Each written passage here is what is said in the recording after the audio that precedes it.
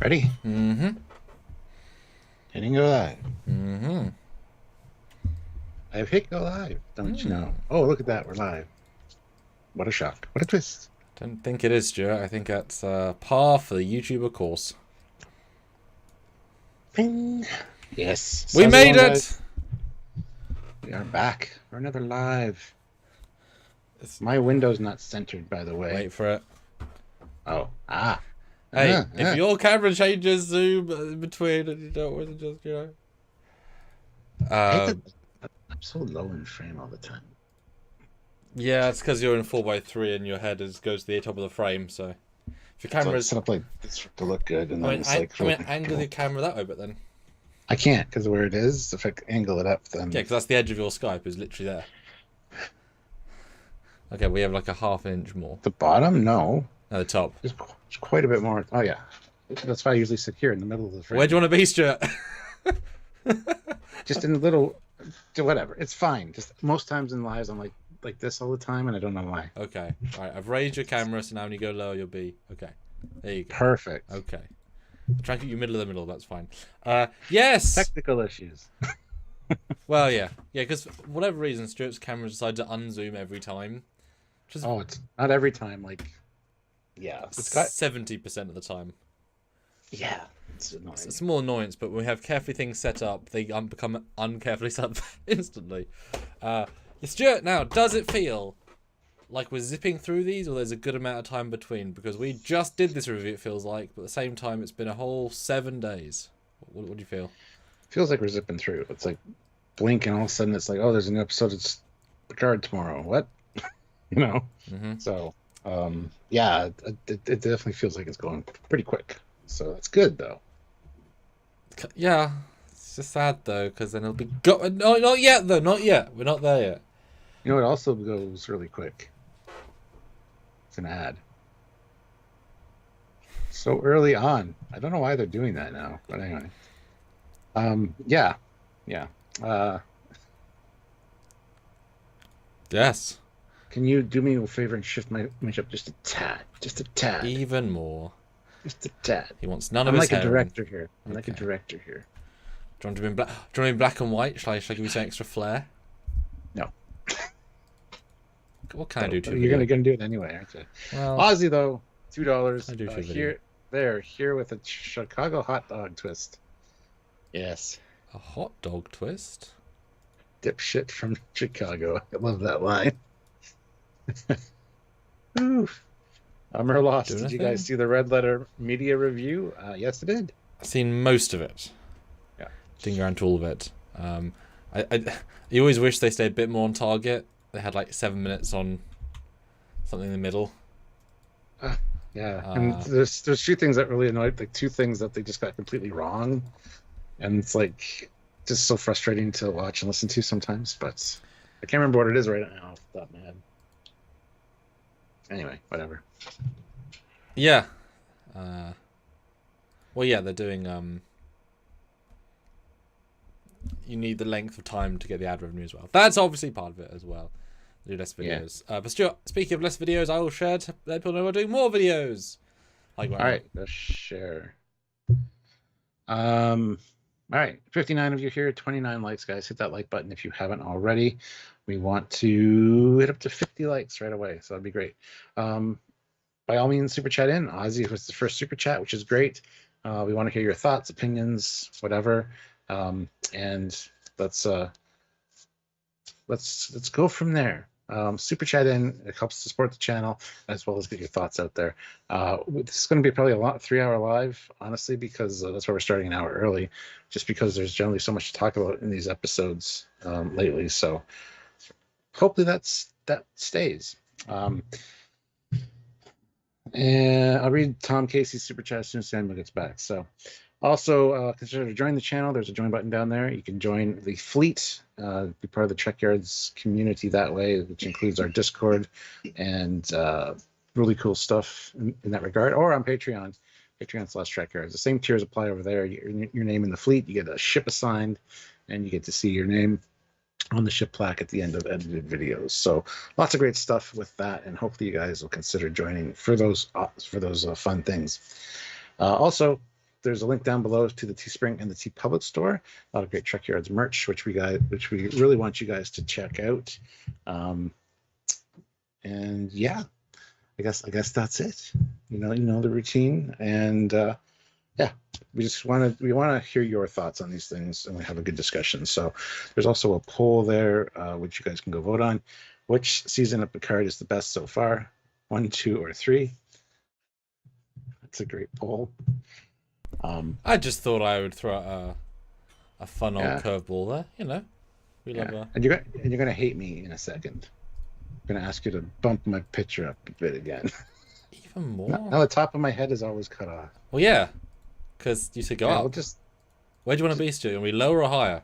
Just put it to the top of Maximilian's head. Just a little bit of white above his head. Almost where it was originally before we started. Well, it was up to it was up to the top black shelf before.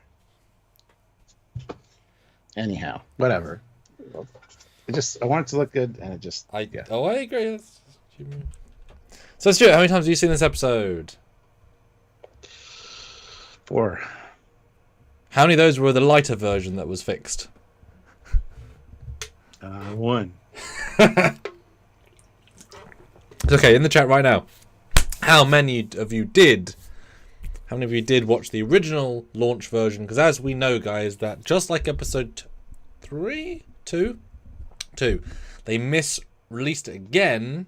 Last time it was over saturated, over contrasty. This time it was just over black level, to the point of almost all detail, all scenes was gone. And certainly, and what's funny is that because the episode is legitimately a dark mode episode, you kind of think, oh, that's just a choice. But no, within 24 hours they had re-released it with a correct version. So first time I watched it, which is how we did our initial review, was the true black broken first release. My second watch just now was the actual correct version. So I got to experience it twice in 2 different ways, Stuart. My God.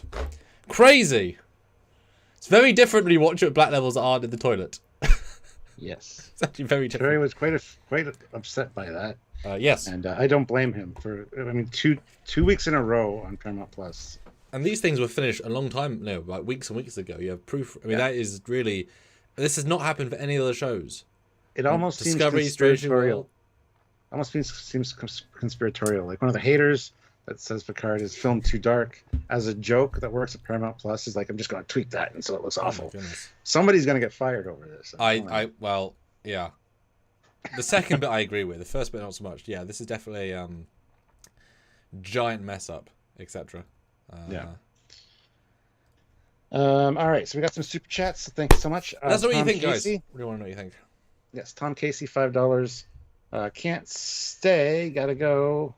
Say this is the best acting I've seen in the 3 seasons. Great episodes. Yes. Strong words. Well, it helps when the writing's good as well. So. Good tea, nice house throws in $5.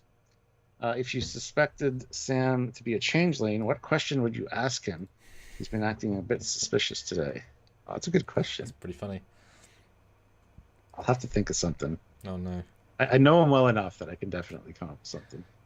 But I don't know if it'd be appropriate to ask on air. Well, that's the thing, is it? The more personal stuff is the more personal stuff, yeah.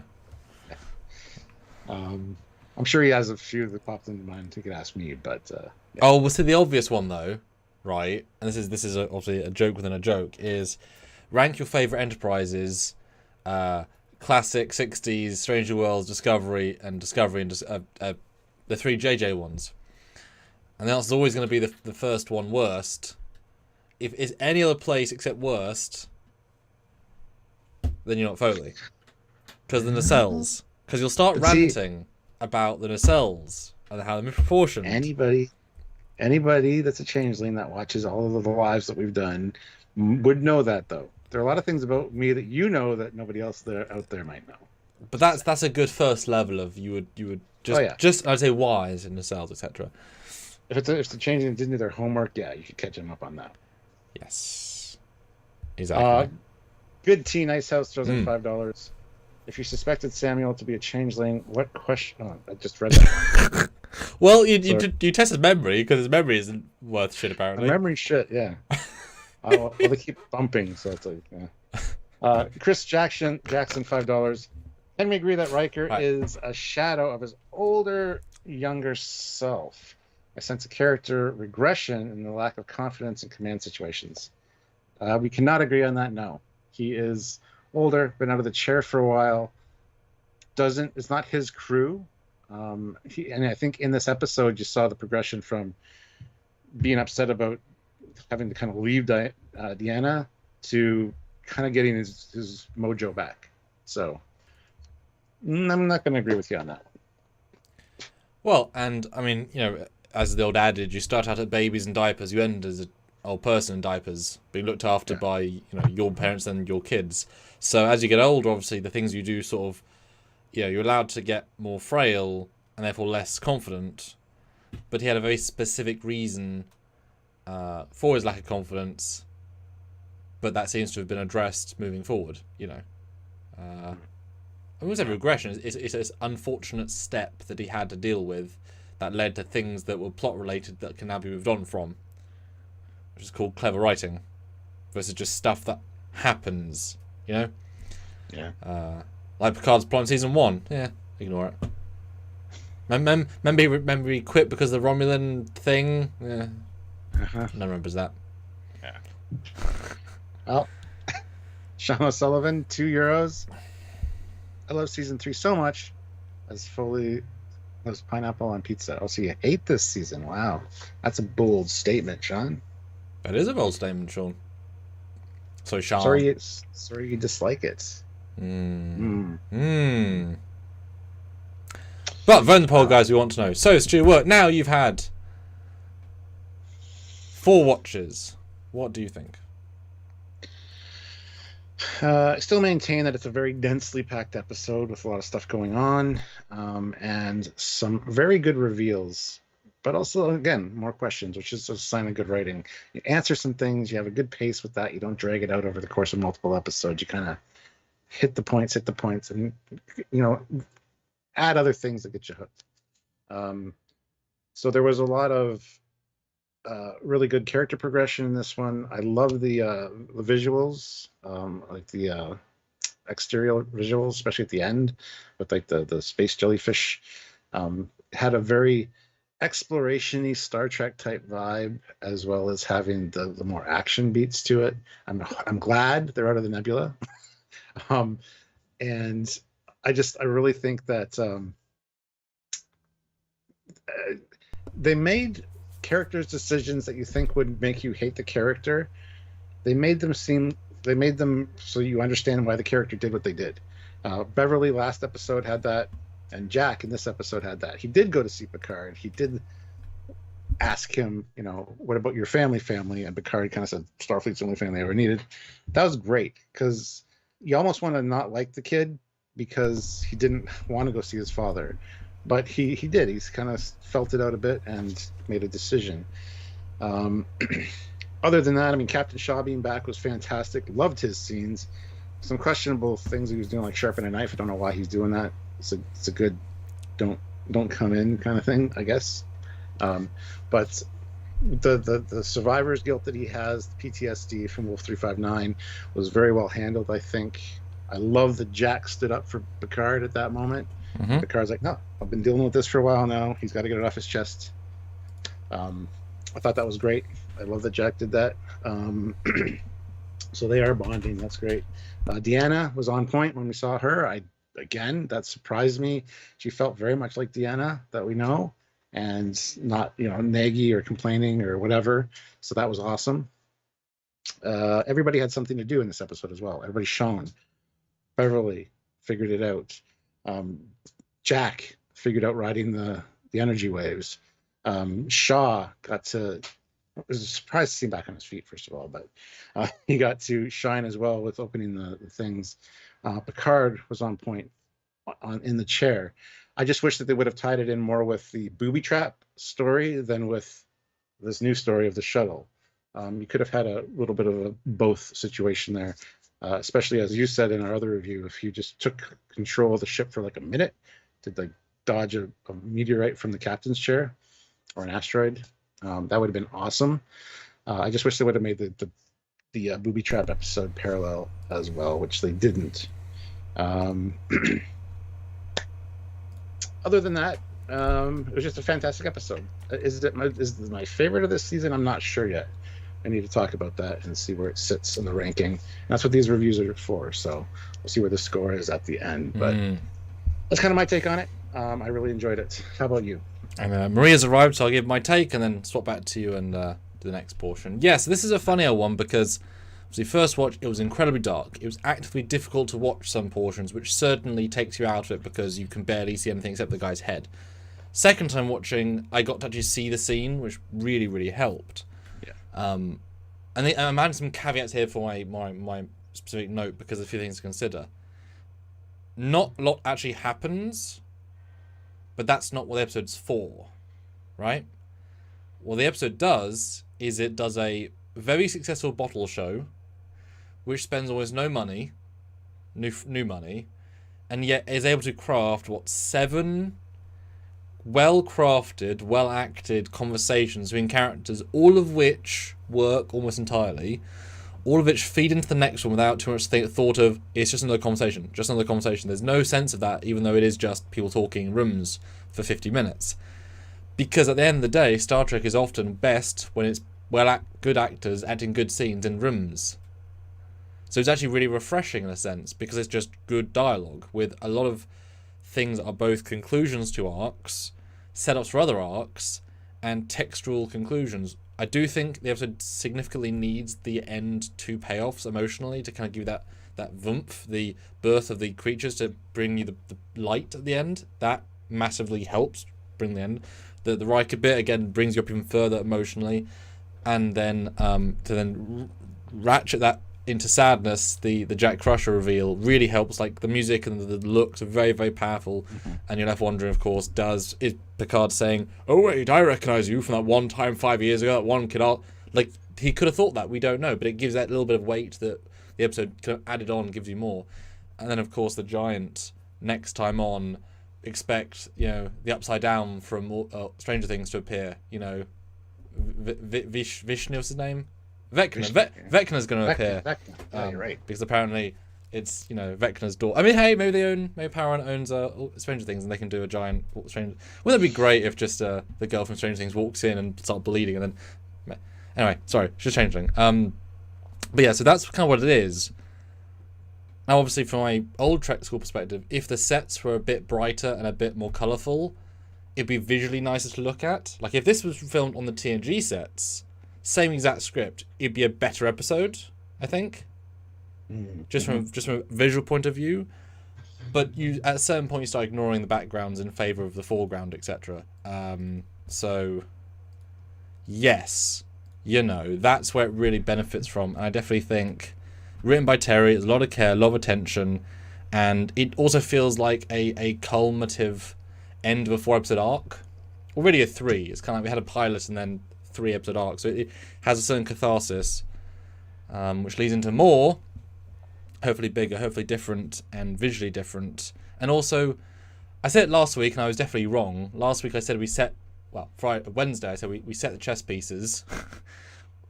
We kept them where they were. We just sort of moved them close together to be more of a team. That's what we did. Now the chess piece is now on the board and assembled. Last week it was just on the board.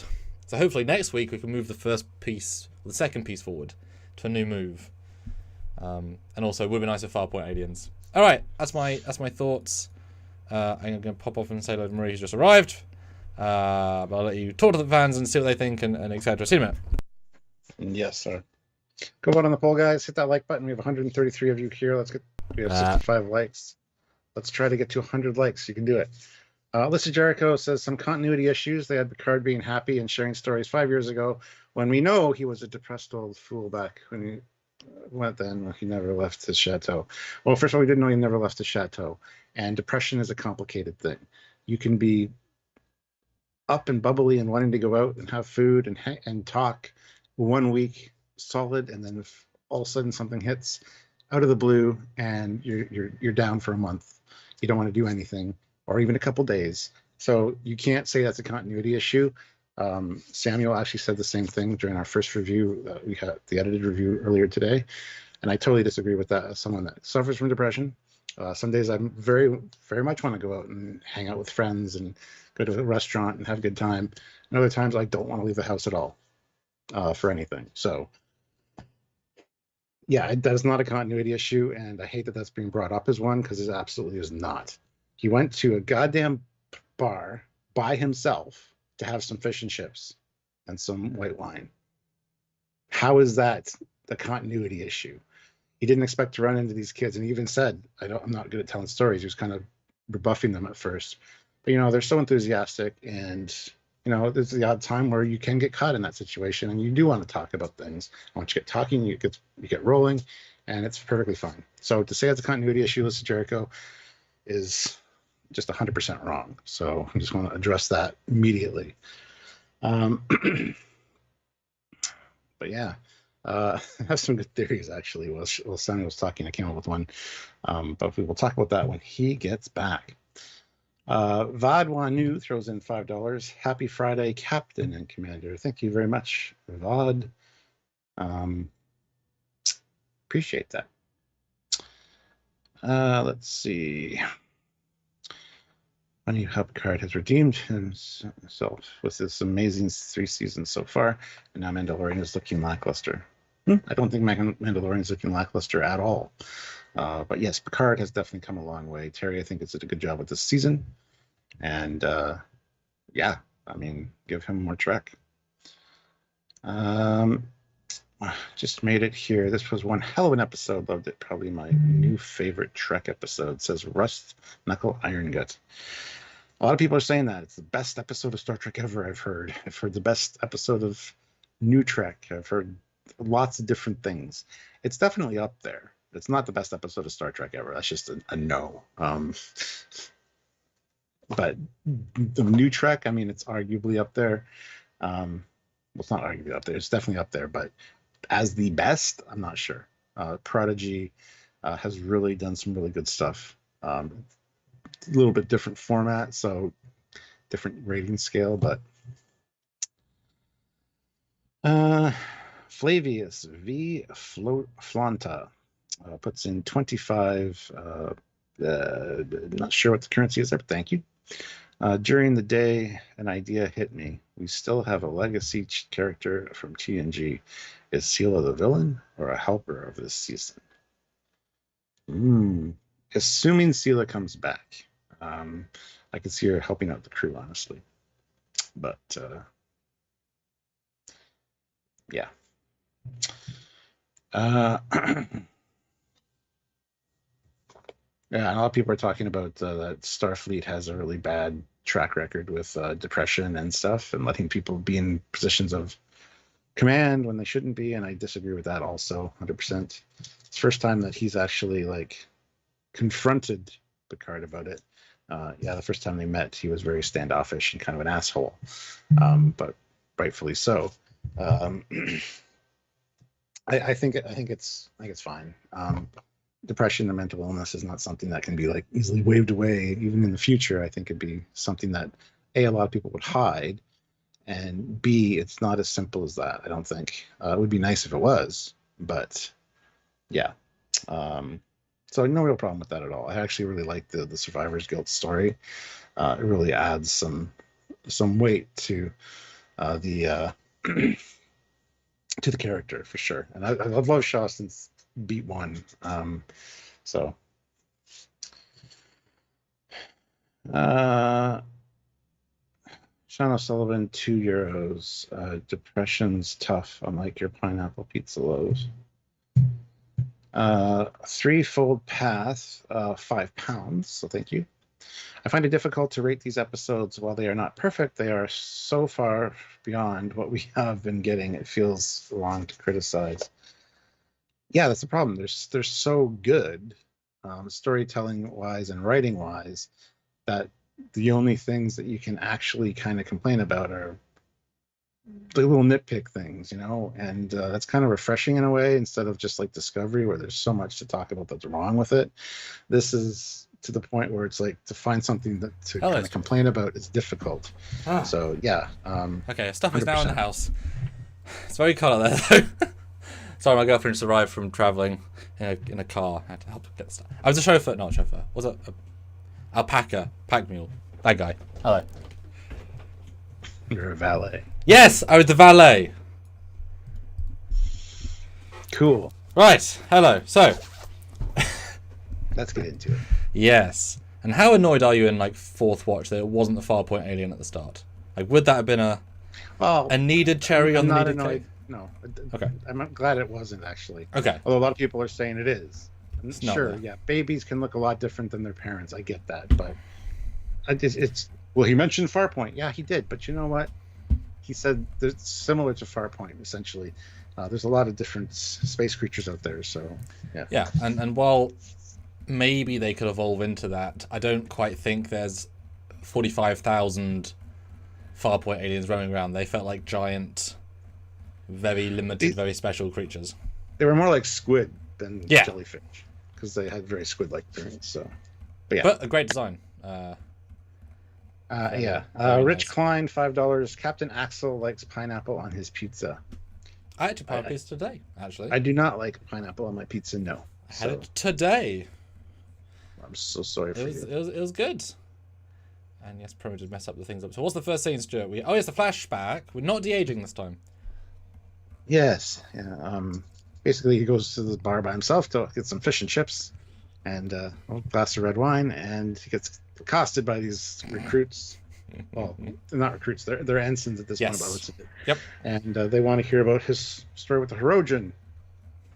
They're like, oh, the Hirogen, huh? Okay. Well, anyway.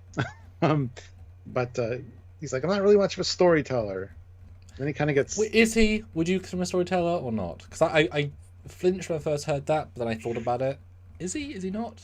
I flinched when I first heard it too. Yeah. And then I'm like, you kind of are a storyteller when it's like one-on-one kind of situation, I think. Plus, or lecturing at with hundreds of people. I can see He's a speech giver. Not a storyteller, but... Yeah. Which I disagree with. I think Picard is very much a storyteller. I think he was just saying that because he wanted to enjoy his hot meal before it got cold. So I wish there would have been a gag though at the end. I'll enjoy my stone cold haddock. Yes.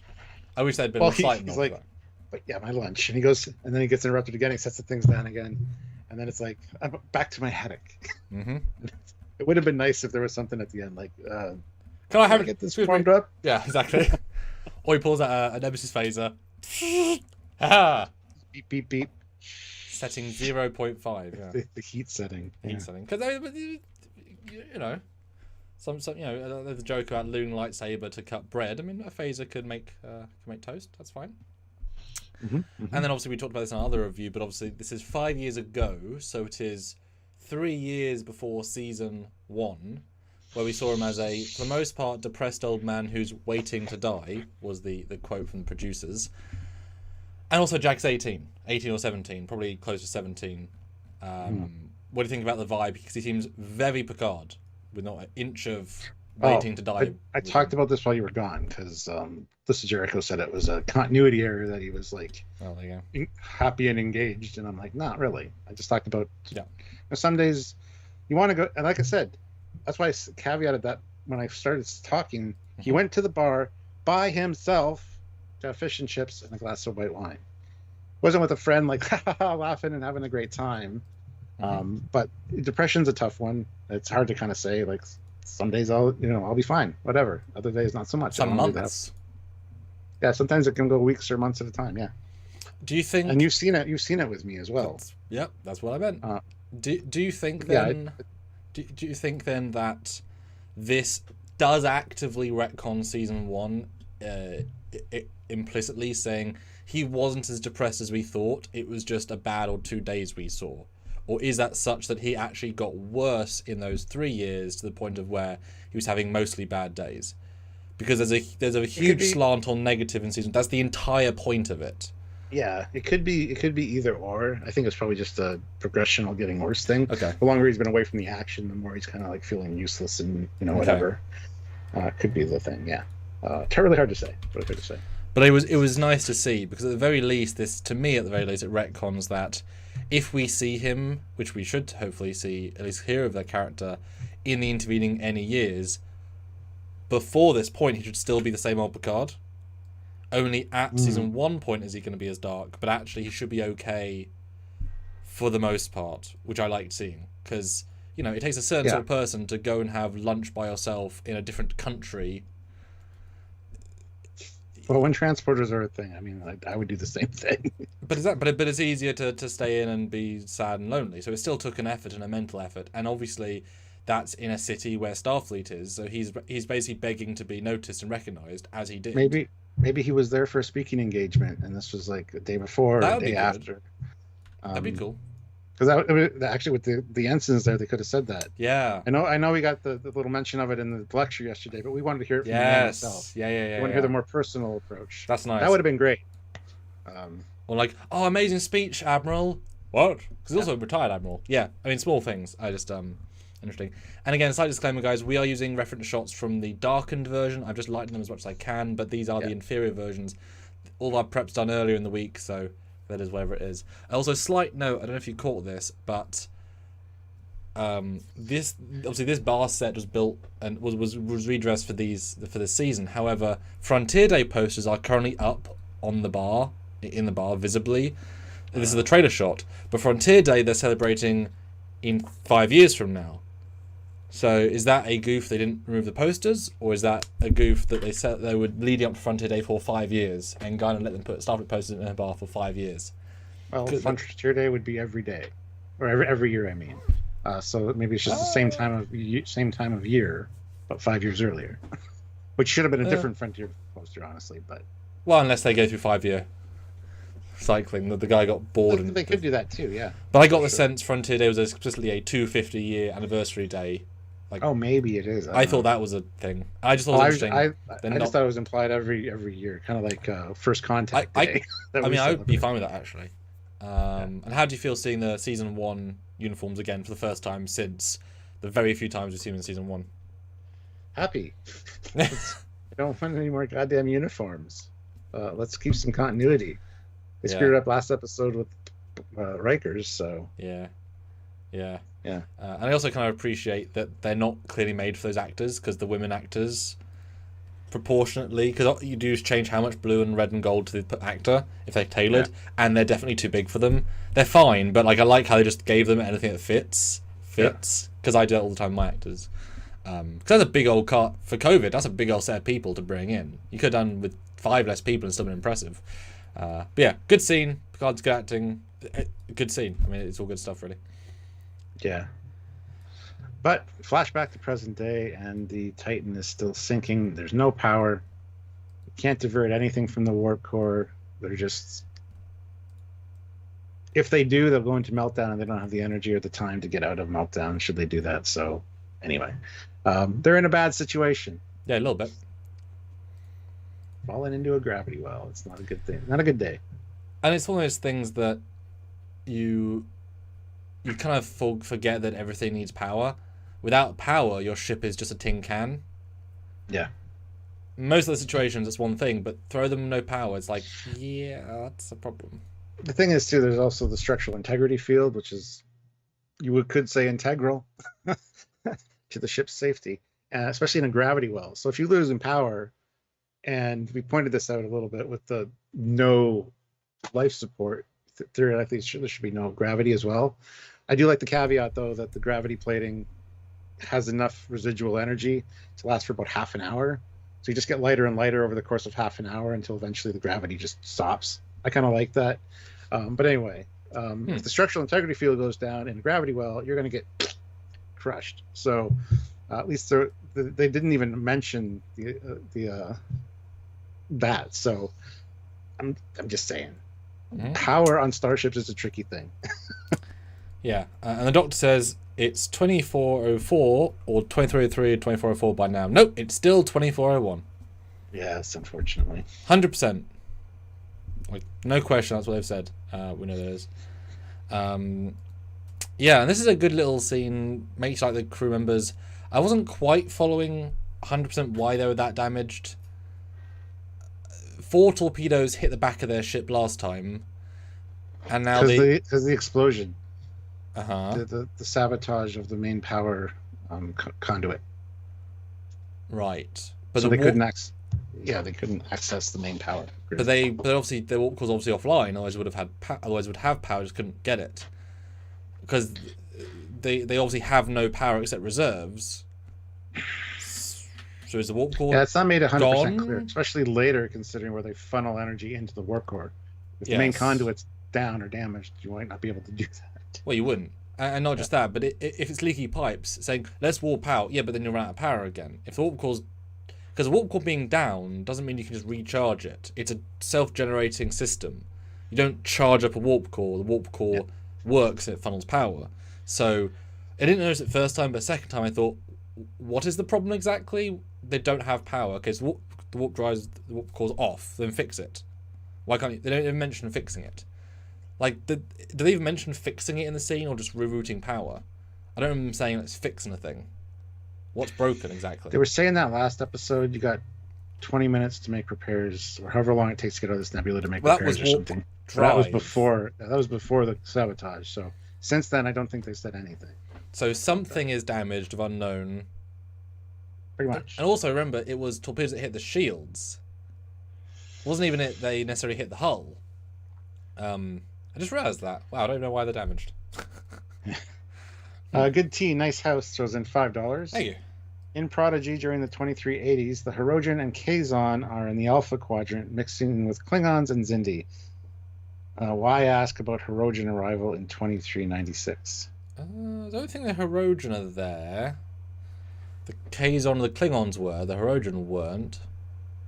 Not people-wise. We don't have a big issue with it. It's just we've never great. Thought about the Hirogen mixing it up with Picard and crew before, so that was kind of cool. Yeah, when was their Hirogen except their homeworld, which was on the edge, but that's not. And wasn't there the gravity well siphoning power? Well, no, the opposite. The gravity well was throwing power at them when it had the explosion things.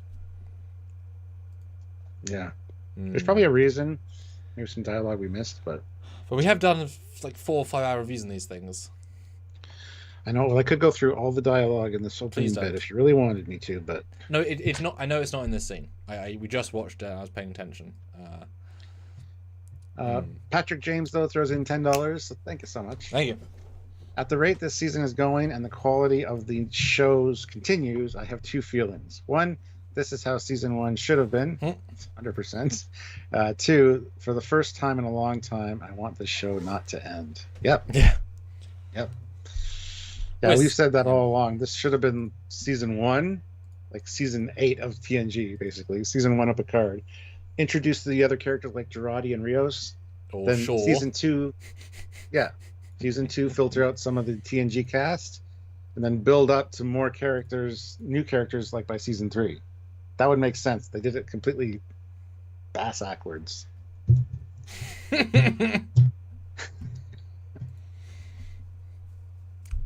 And it's funny because the amount of love that Shaw's got for being a dickhead, and yet a dipshit, you know. And same with Rios. It's shocking how you put 2 competent actors in captain roles who are well cast for captains, and both of which you don't squander in the sense he's only in 1 season. Rios was squandered.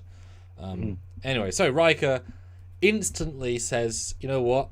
We've got it's 4 hours. We're probably gonna die. I'm gonna go bury the hatchet," because he doesn't actually suggest a solution here.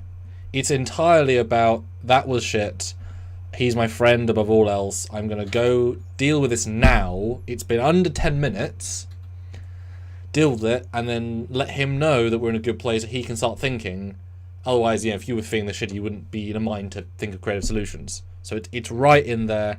I think we're all surprised at the quickness of this, of the resolution, and it's lovely. It's small, but it's lovely. Yeah, I love how he's like, just shut up. I owe this to you. Titan's dying. Yeah, shut up, please. Yeah. This is my apology. Yeah.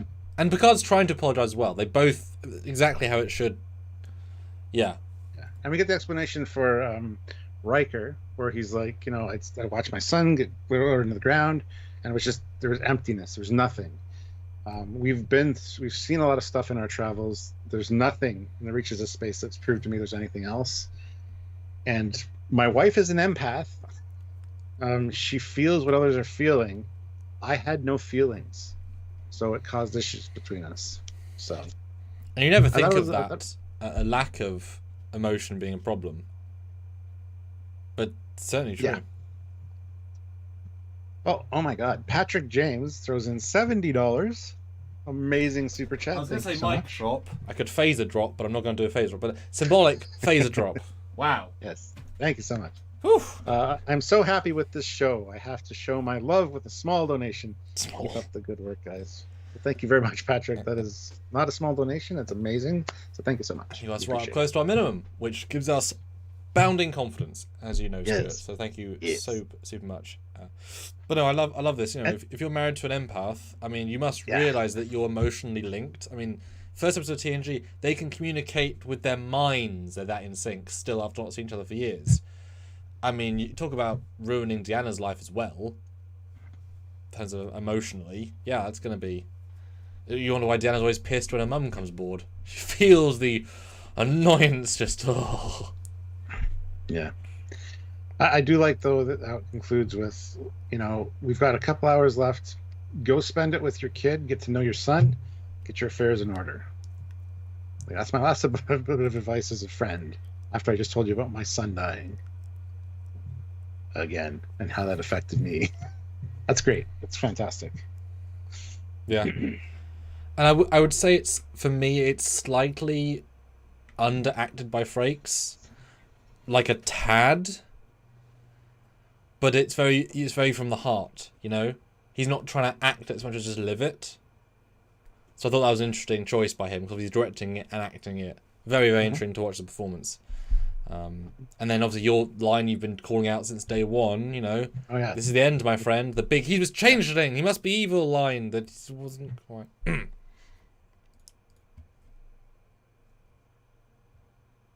Well, you out of context, it doesn't sound right. Just saying. But it's all good. Don't get yelly at me because I said that. Anyway, cut back to 7, going to Real Guy's room with a lovely Vulcan puzzle.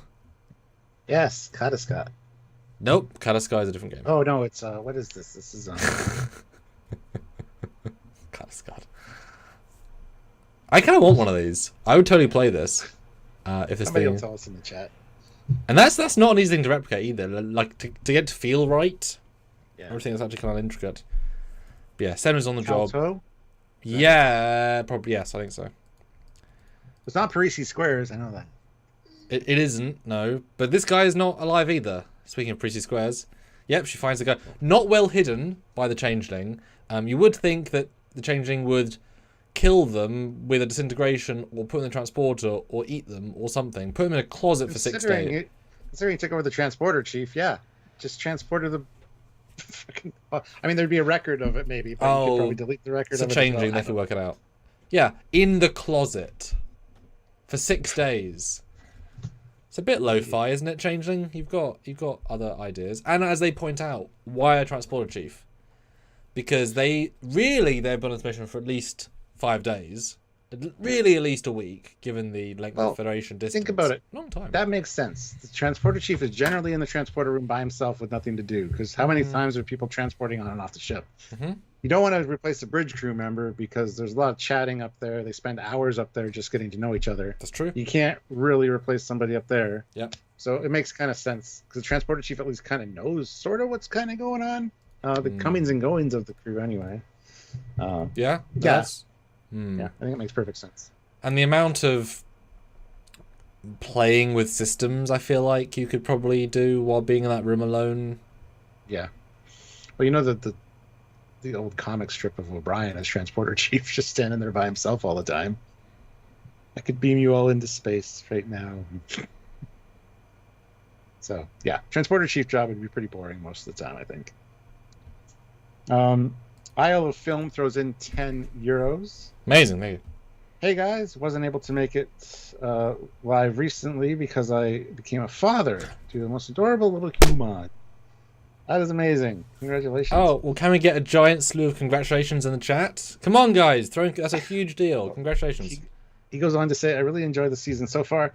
Last week's Changeling reveal got spoiled by the subtitles. Oh, no. Yeah. Subtitles do that sometimes, unfortunately. Yeah, character name in a scene they haven't said yet because they can't just say unknown male. Yeah. Yeah. But congratulations on the birth of your little human. That's awesome. Amazing. Gibbs throws in $5. Thank you. I love that look of recognition on Picard's face when he realizes his son did attempt to reach out. That hurt brought some emotion. It's a great show, guys. I don't know if that's what I was trying to be. I'm not going to commit to that yet. It was. I totally agree with him. I think that's exactly what it was. I think it was too, but there's a realization of, oh shit, that was you. He did nothing wrong though. He didn't say anything I'm in that wrong. situation, really, no, because then it would be like a whole other elaborate. Oh, I never really had time for a family, and just No, woman I love, Jack she just still left, should have. and she's been gone for years, and yeah, I want to eat my fucking food before it gets too cold. Well, and also he hasn't got a family to piss off. And plus, he's got the bolstering of Starfleet ensigns right there that he was just talking about the virtues of having a crew being a family. Makes perfect sense in this circumstance. And he wouldn't be thinking, oh, if only I had a son from 20 years ago. No. Yeah. Yeah, and it was Calto, that game, so. Now, my only question in this scene with Riker and Seven, which again, we're sort of losing the fact this is cool, TNG meets Voyager, which shows that you should bring more legacy people to have these fun moments, right? Yeah. Do they actually pay off in any meaningful way the idea of her being not reinstated, and therefore unofficial? Because it's such a major... The entire scene's about that. What does she do that's not... that only doable non-officially? I don't think it matters at this point, considering they think they're all going to die in an hour or so. Yeah, I don't get the... It seems sort of like a wasted scene on second watch. Because she's second in command. She's pretty much going to do anything she wants if she's reinstated. Like, like if they're changing on the TNG Enterprise, I felt Riker could also shoot it in a corridor. I felt that's in his power set. That didn't play in any way. I was just kind of surprised in second watch. Like, it just felt like wasted 2 minutes almost.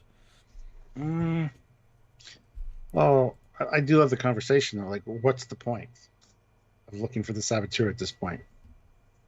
If Vatic wanted to come get us, she would have come and got us by now. Mm-hmm. The saboteur is going to die aboard with us. Mm-hmm. Why bother hunting the goddamn thing? So, yeah, as far as her being, I don't think it matters at this point, considering that they're basically dead. Yeah. As far as they are concerned. But that's the level of professionalism that you expect from let's keep doing stuff anyway. Because we've got puzzles we want to know the answer to. And he also says, I mean, I could reinstate you, but I think you remaining in an unofficial capacity would work to our advantage. Yeah, that's what I'm referring to. I don't quite get... It doesn't mean anything in this scenario. Like, it doesn't pay off. It really doesn't. It really doesn't. Yeah. Yeah. I don't know. I thought it was... No, it's saying in second watch, it comes across as a lot less meaningful because it doesn't pay off in any way. Yeah. And even next week, it wouldn't pay off because then they'll be back in Federation space with the rules again. But well, actually, apart from that, and boy, judging people, I guess for the most part, the crew sides with Shaw over Seven, given all the looks she gets. I'm guessing. Oh, well, she did mutiny, I guess, in theory. So I guess there is that to be.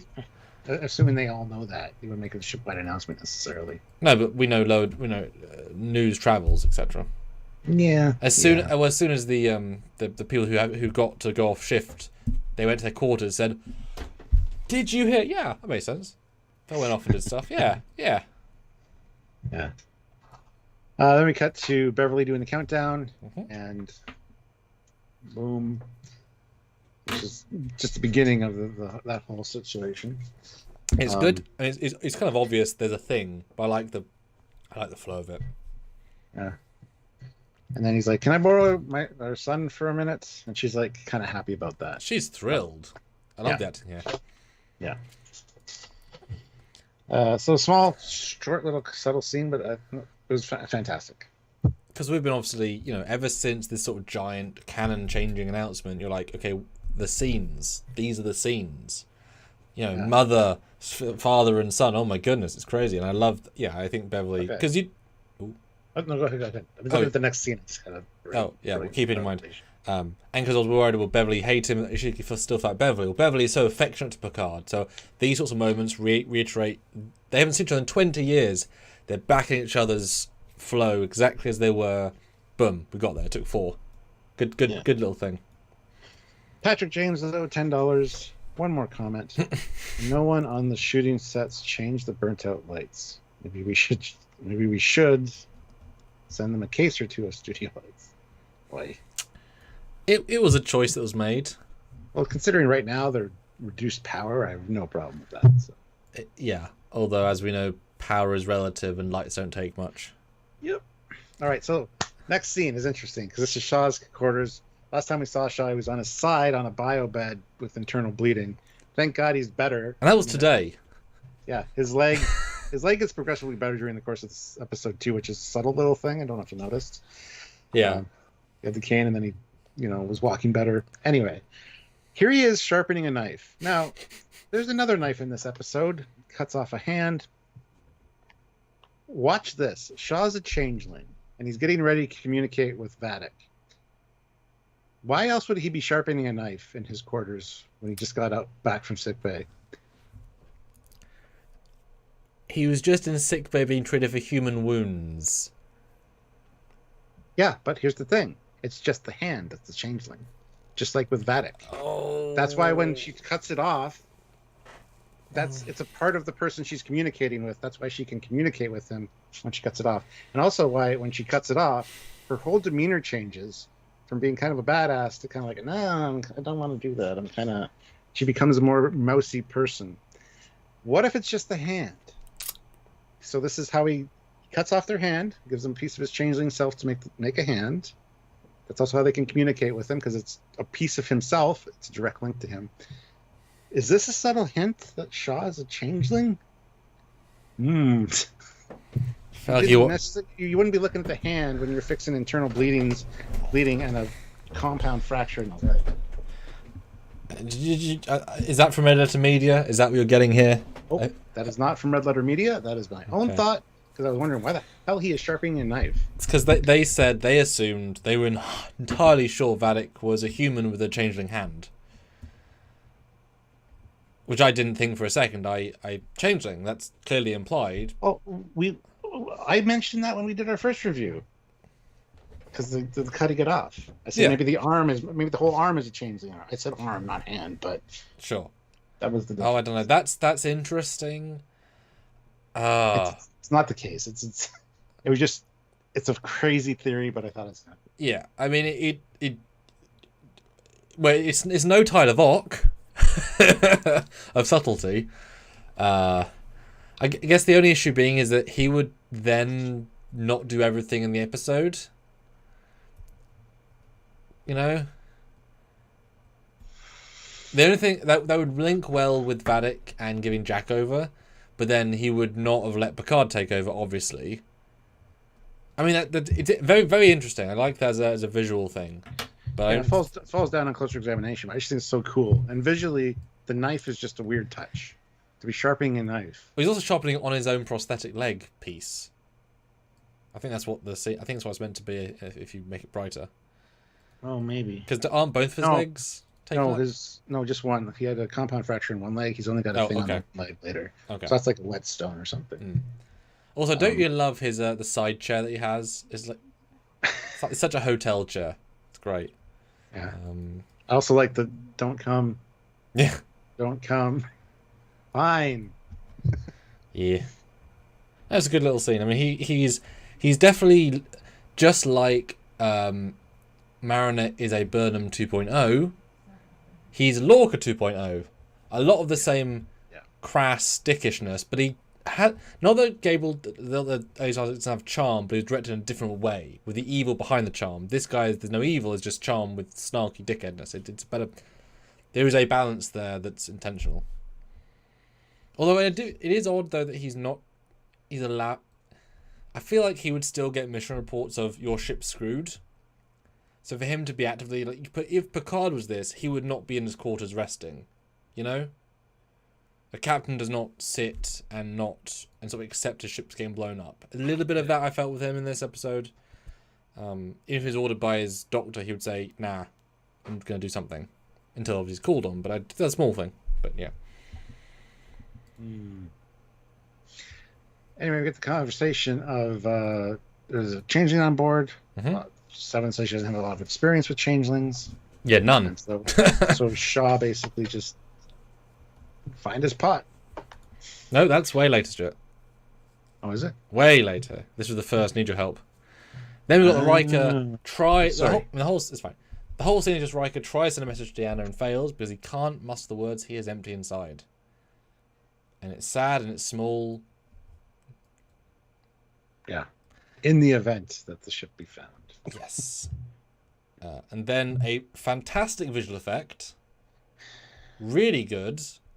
Which doesn't make a lot of sense because they've since moved past Hologrid's TNG. But it looks damn nice. Where a real set is given a almost flawless TNG grid. Moves into an almost flawless real set. They walk in, it swaps back, and just really, really well done. I mean, that is TNG on beautiful visual update steroids. That is. Yeah, and Bill Barkley. I'm not saying that Shaw was the person that Vatic was talking to. No. Shaw was also talking to the same person, perhaps, is what I'm implying. But yeah, a lot of the other things don't hold up as far as him being a changeling. So it's just an interesting thing I thought I'd throw out there because the knife is just a weird thing. Yes, going back to the TNG hologrid, I always thought the TNG hologrid looked way more advanced than Voyager's. Voyager's always seemed like kind of a more primitive version, where it's just the yellow lines. The yellow grid looked way more advanced. I think they kind of took a step down in that regard. I know that I think they say that the Voyager ones are more advanced. Oh, way more advanced, yeah. But honestly, I think that just the black with the yellow stripes or the yellow cubes is much more advanced looking, in my opinion. And it's funny because obviously you know what those yellow lines are. It's just tape. The holographic projectors. Well, yeah, they're tape. Yes, it's black velvet. They had to repaint the room black every time, and they put yellow tape on it. That set was repainted almost every single time because it was a multi-use set. So kind of repaint it and then black, then yellow tape. You can see it in some scenes, like some of the edges are just like that's just tape. Yeah. Is the simplest thing. But yeah, it's very abstract. It's a sci-fi abstract. I like the Voyager because it's very big. It feels very mechanical in a kind of I don't understand what that is, but it's something cool kind of way. Yeah. This is very simple. I mean, it's their cheapest set, obviously. But yeah, beautiful. That is why I consider a visual update done perfect. Yeah. Even the doors are the same shape, but not quite as wide as the Enterprise D's holodeck doors. Well, they're the E's, just with the top bit of the whatever. Yeah. Beautiful. Kelly Rhodes, though, throws in $10. Thank you. You can adjust your TV screen setting to more dark programs, easier to see. Have my TV picture set to sports.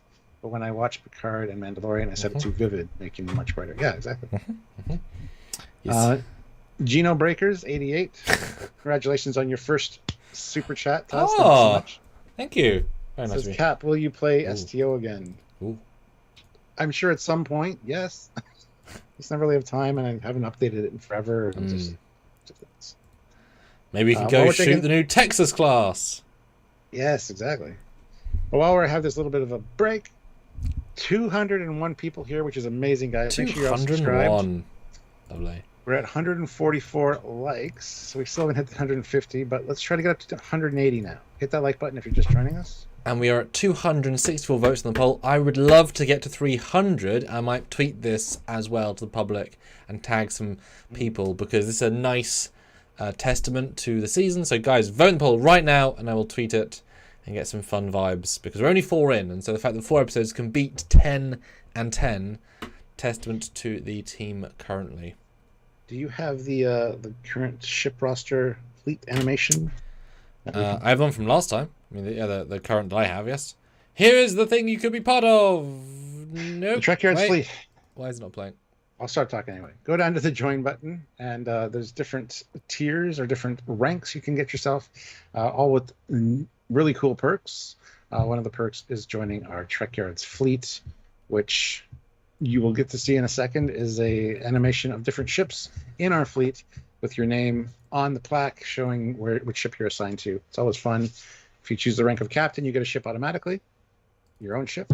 And if you become the rank of admiral, you get a hero ship. And if you're Federation Council, your name is on all the plaques because you're just that important and that awesome. So go check out the join button, see what the options are, and maybe get assigned a ship. You'll see an end of edited content. and it's really fun. I love seeing all the ships and the fleet structure. And the more you guys help us out, the more ships we add to the roster, the more cool things. I mean, let's be honest, if we get 10 more captains, which is ambitious, obviously, this will fill up very quick with lots of really cool things. I mean, look at the cool variety of ships we have here. I mean, incredible, really, when you think about what exists out there. I mean, a Protostar, Stuart. I know, that's one of the coolest. Who's on the Protostar? So, Captain Casual Trek on the Protostar, with commanders a saucy puppet show. I can't pronounce that, but it's a great name. Peter Zarich. Wow, I shouldn't be doing names. But Ben, Corey, DX, Jason, Judge, Matthew, Oliver, Ronan, Dr. Revan, all lieutenants on the Protostar, and a ton of ensigns. Aren't you guys proud? I'm proud of you. Yes. Is there anything to? Yeah, so join the channel if you're able to. We really appreciate it. Yeah. So they went back to Guinan's bar, which apparently is very dear to him, despite originally not ever being there before, but then being there again. It's fine. We're ignoring seasons 1 and 2. Oh, how nice it would have been if Guinan appeared, though, as a hologram bartender. I thought that each time. I'm like, it would have been great if she just showed up. And they got a picture of Picard and her, but it's from the Nexus. Yes. It's like... It was Generations press photo, I believe. Yeah, but Terry, I think, said that Guinan had it commissioned as a painting. That's why it's there. It's not like a photograph of inside the Nexus. Well, Guinan... Explanations for things. Yeah. I'm telling you. Yeah. But it would have been, I mean, a small note to have like a holo Guinan walk up and say, not right now, Guinan. Computer deactivate Guinan program. Yeah. Small thing. Yeah, he asked Jack, I don't suppose you've been here? And Jack's like, nope, I haven't. Which, second time, plays a lot different. Exactly. First time you don't really notice it. Think about it. Yep. Let's see. Marco throws in $5. It is confirmed the year is 2401 per Starfleet per Stardate in the episode. How is Jack 23 or 24? He would be 2 years old in Nemesis. Maybe a nitpick, but what do you think? And it's just a ballpark figure. Just thinking off the top of your head, you're what, 20 whatever, you know? Well, I mean, I think the idea is, yeah, he's 23. He was born around Nemesis. Do the math. Kind of that simple, really, unfortunately. Yeah, Nemesis. Nemesis. Do we say? Now, I love that there's a bottle of Picard wine here, and Jack's Is like, it hollow wine, though, surely? See, that's the thing. I'm just going to get into that. Hold on. Somebody brought this up last night. Why is there a bottle of... Well, first of all, you probably have it programmed in there if that's where you want to go. And plus, but he does say it's a good year. It's like, well, what I would do, personally, but this would be on my own ship, though. This wouldn't apply to the Titan, unfortunately. If I had a bottle of the really good stuff in my quarters, the real stuff, as soon as I activated the holodeck program of the bar, I would have it transport from my quarters to behind the bar. Because the ship systems could be linked that way. That would be fine. That's what I would do personally. However, but considering he's on the Titan, I don't know. This is probably the bottle he went to give Shaw that Shaw's like, no thanks. And I love that Jack also turns it down. But yeah, he should have brought it in. He should have carried it in with him, in my opinion. I don't think it should have been behind the bar. But what should have been, Bastia, is an ad. Do you agree? Oh, sure. Beer commercial. This episode is sponsored by that. So, yeah, I mean, it's fine if it's replicated wine because they'll taste almost identical. I think that's kind of implied in the scene. That's why I kind of like the randomness that the default version of this bar, which is not particularly famous, it's just a bar in LA that happens to have Guinan, right? So you got to know. But whoever programmed this simulation thought to include a bottle of Chateau Picard, and so he's like, oh, in this version of the simulation, I'm here. That's kind of how I took it. Because we know, I mean, hollow wine does the same thing as real, and then you leave, it dematerializes, but that's fine, because either it's real wine or real hollow wine. Either way, you still feel the effects until you leave. Yeah. PAL Gaming Travels, Custom Tea, and Media throws in $2. Thank you. 7 should go back to Chakotay. There you go. Oh, speaking of, the news story broke yesterday that Robert Beltran was offered a role in season 2 for being 7 of 9's evil president husband, rather than the smaller Asian man. And he said, I don't want to do that, thanks. Because Terry thought it'd be a nice reference. He obviously wrote the first couple. He thought it'd be a nice reference to Voyager, which it would have been. But, you know, to have our second in command come back after 20 years to be evil man person is not... Yeah, I can see why I said no. Given Prodigy's one. Just had a Cures ad, says Captain Casey Stewart. And YouTube Paul knew. B. Oh my god.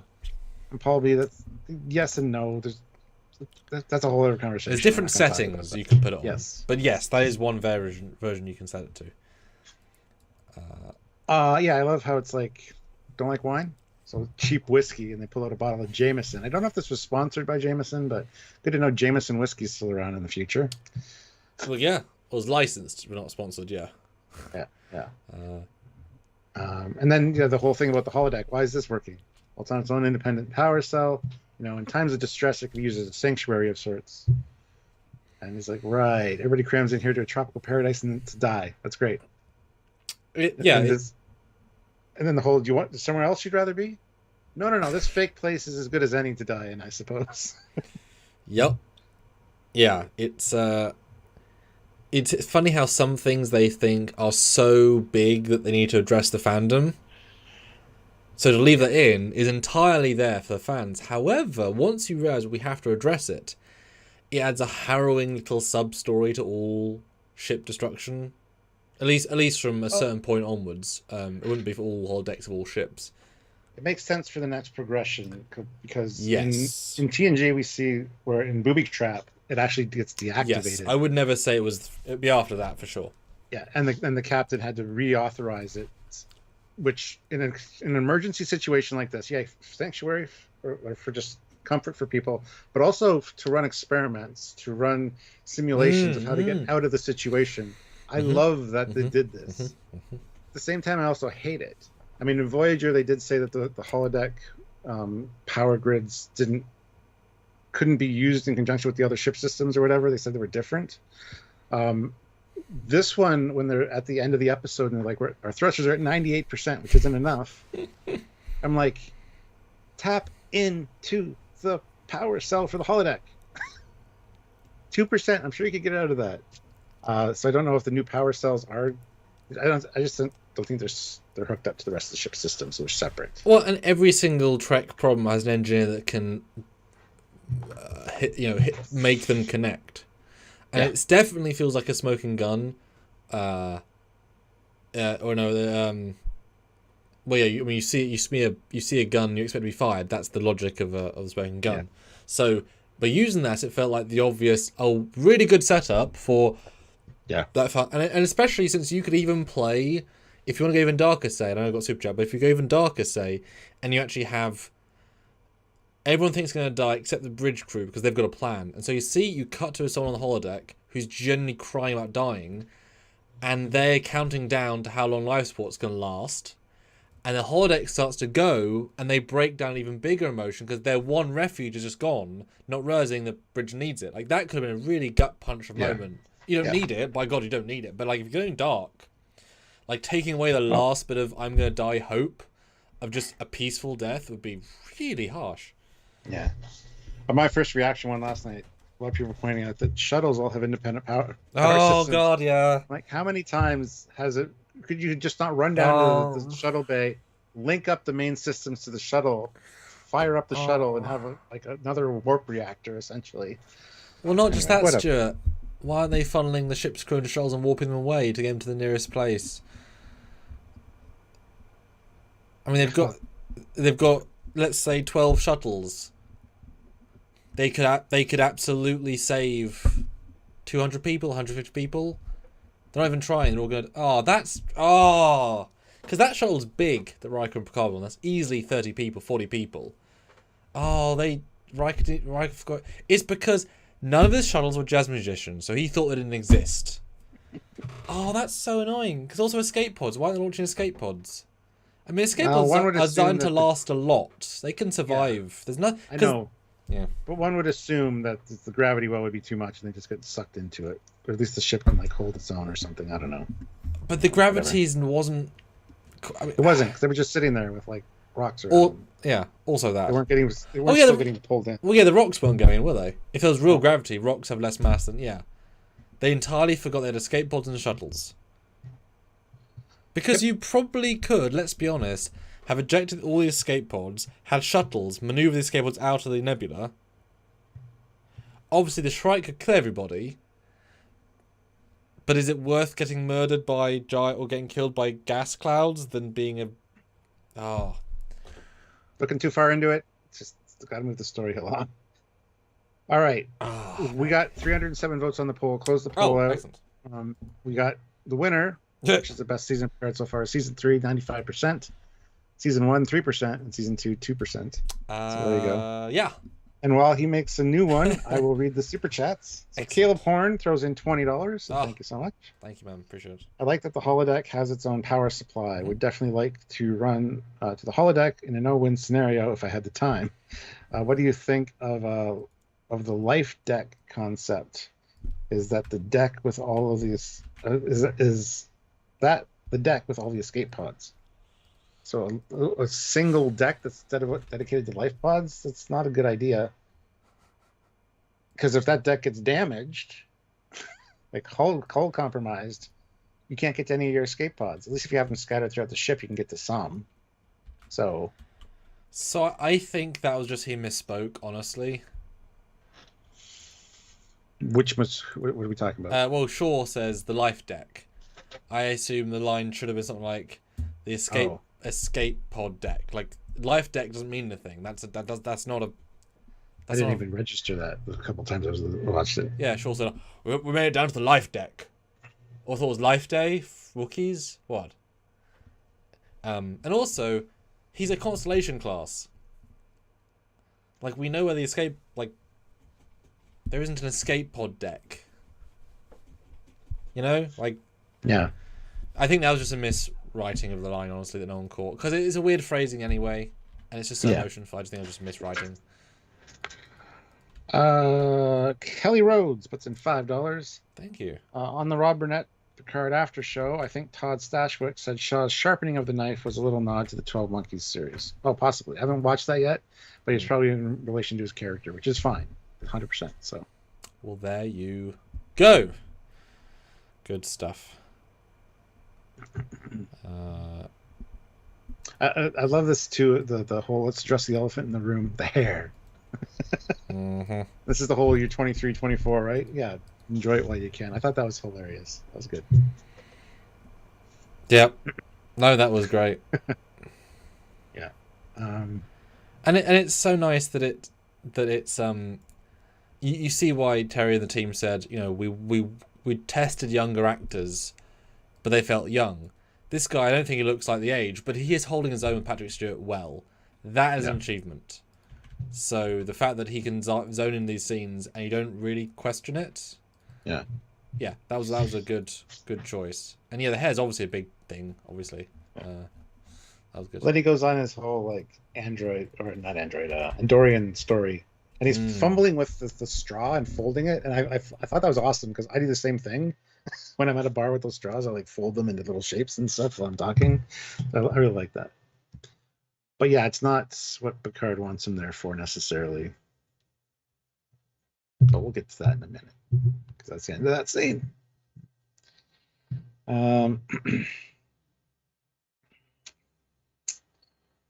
Let's see.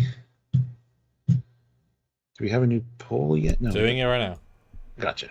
All right. 225 of you here, though, which is amazing. 172 likes. Mm-hmm. Still got the 180. But now I think we can hit 200. So let's go for 200, guys. Hit that like button if you haven't. And we have a new poll. Mm-hmm. And the poll is, was this the best episode of the season? Yes, no, or they're all good. Yeah. Yeah. But no, it's a good scene for sure. And these are sort of things where you want that 56-minute runtime, just kind of let you have the slow edits and the meaningful bits. And I really, really want to commend, in second watch, Patrick saying, "So, why didn't you come talk to me?" Jack doesn't know if he knows about when he did try. So that could come off to Jack as like, oh, what, when I didn't come to see you while I was looking at your face? that sting is 1,000 times worse. And then the reversal of that, when we start telling a nonsense story and Patrick Picard picks up this is a non-story, the look on his face is so exquisite to like, he's not engaged. We're going to die in 32 minutes. He's going nothing. I love the sinking thing in his heart. That's obviously why when he leaves and he's in a later scene, a little bit, he doesn't connect with him because he's like, thank you, Jack, for being here. Yes, thank you, formal, because he hasn't connected. He hasn't allowed that to be a thing. It was well thought out and well directed, because you could tell that scene in many, many ways. CT Tech Gaming, 10 pounds. Beautiful. They could have easily crossed the escape pods at shuttles in a few sentences. Could have said the shuttle bay got hit at the attack from behind, and if they had the gravity well, would have overpowered the pods. Yeah, they could have done something like that, but they had enough time to do lots of stuff. Yeah.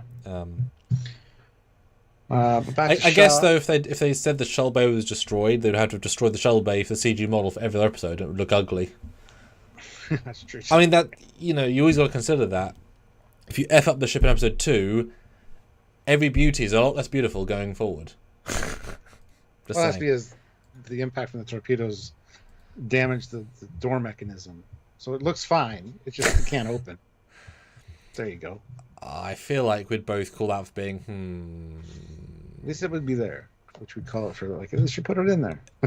Yes, also true. Anyway, back to Shaw and Seven, and talking about the goo people walking Clado. I thought that was great. You can they copy mannerisms, they copy speech patterns, but you can catch them by asking them a question that only they would know the answer to. And I love how he goes into this whole thing about how you're great. What does he say exactly? You're very knowledgeable. I underestimated you. You have great instincts, natural leader to make a great captain one day, which is something I would totally say if you were a changeling and not just a dick. That was fantastic. As an example of how to catch one. And then he talks about getting the pot, which has some residue in it. Just fucking love that phrasing. That's great. And then, scan the ship for that, which, okay. Seems weird that they leave a residue. But, oh well. Because their whole form turns into goo at the end of the day. Any hair or something they had stuck to them might end up in the bottom, but that's not really residue from them. So, I don't know. Just the residue thing was kind of odd to me. Unless they shed, I guess. I don't know.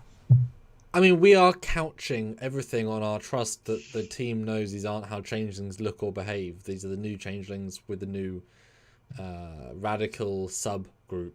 And therefore, their biology would be a bit odd. But he wouldn't know that. Because he'd be going off the Dominion changelings that he probably was a commander or something during the Dominion War. Yeah. He would have no way of knowing that. He would just think it's just changeling. Great link. Although you would think he'd be more pissed off then, because if a changeling genuinely from the Great Link is coming to be a mean, that's a Dominion War 2. Kind of his reaction seems a bit underwhelming. He's like, oh yeah, changelings, they kind of suck. But they're a political faction of mass destruction. Yeah. Wow, yeah, good point. But of course we got our Odo cameo, René Auberjonois' face mentioned visually. Now, yes, of course, this bucket was explicitly a Bajoran bucket given to him as a present, so there is no logic innately that this change would have it. That said, if you want to go a bit full on with logical leaps, that perhaps when Odo joined and sort of converted the Great Link, they whenever all became... you're traveling, take a pot with you. Bucket. Yeah. Yeah.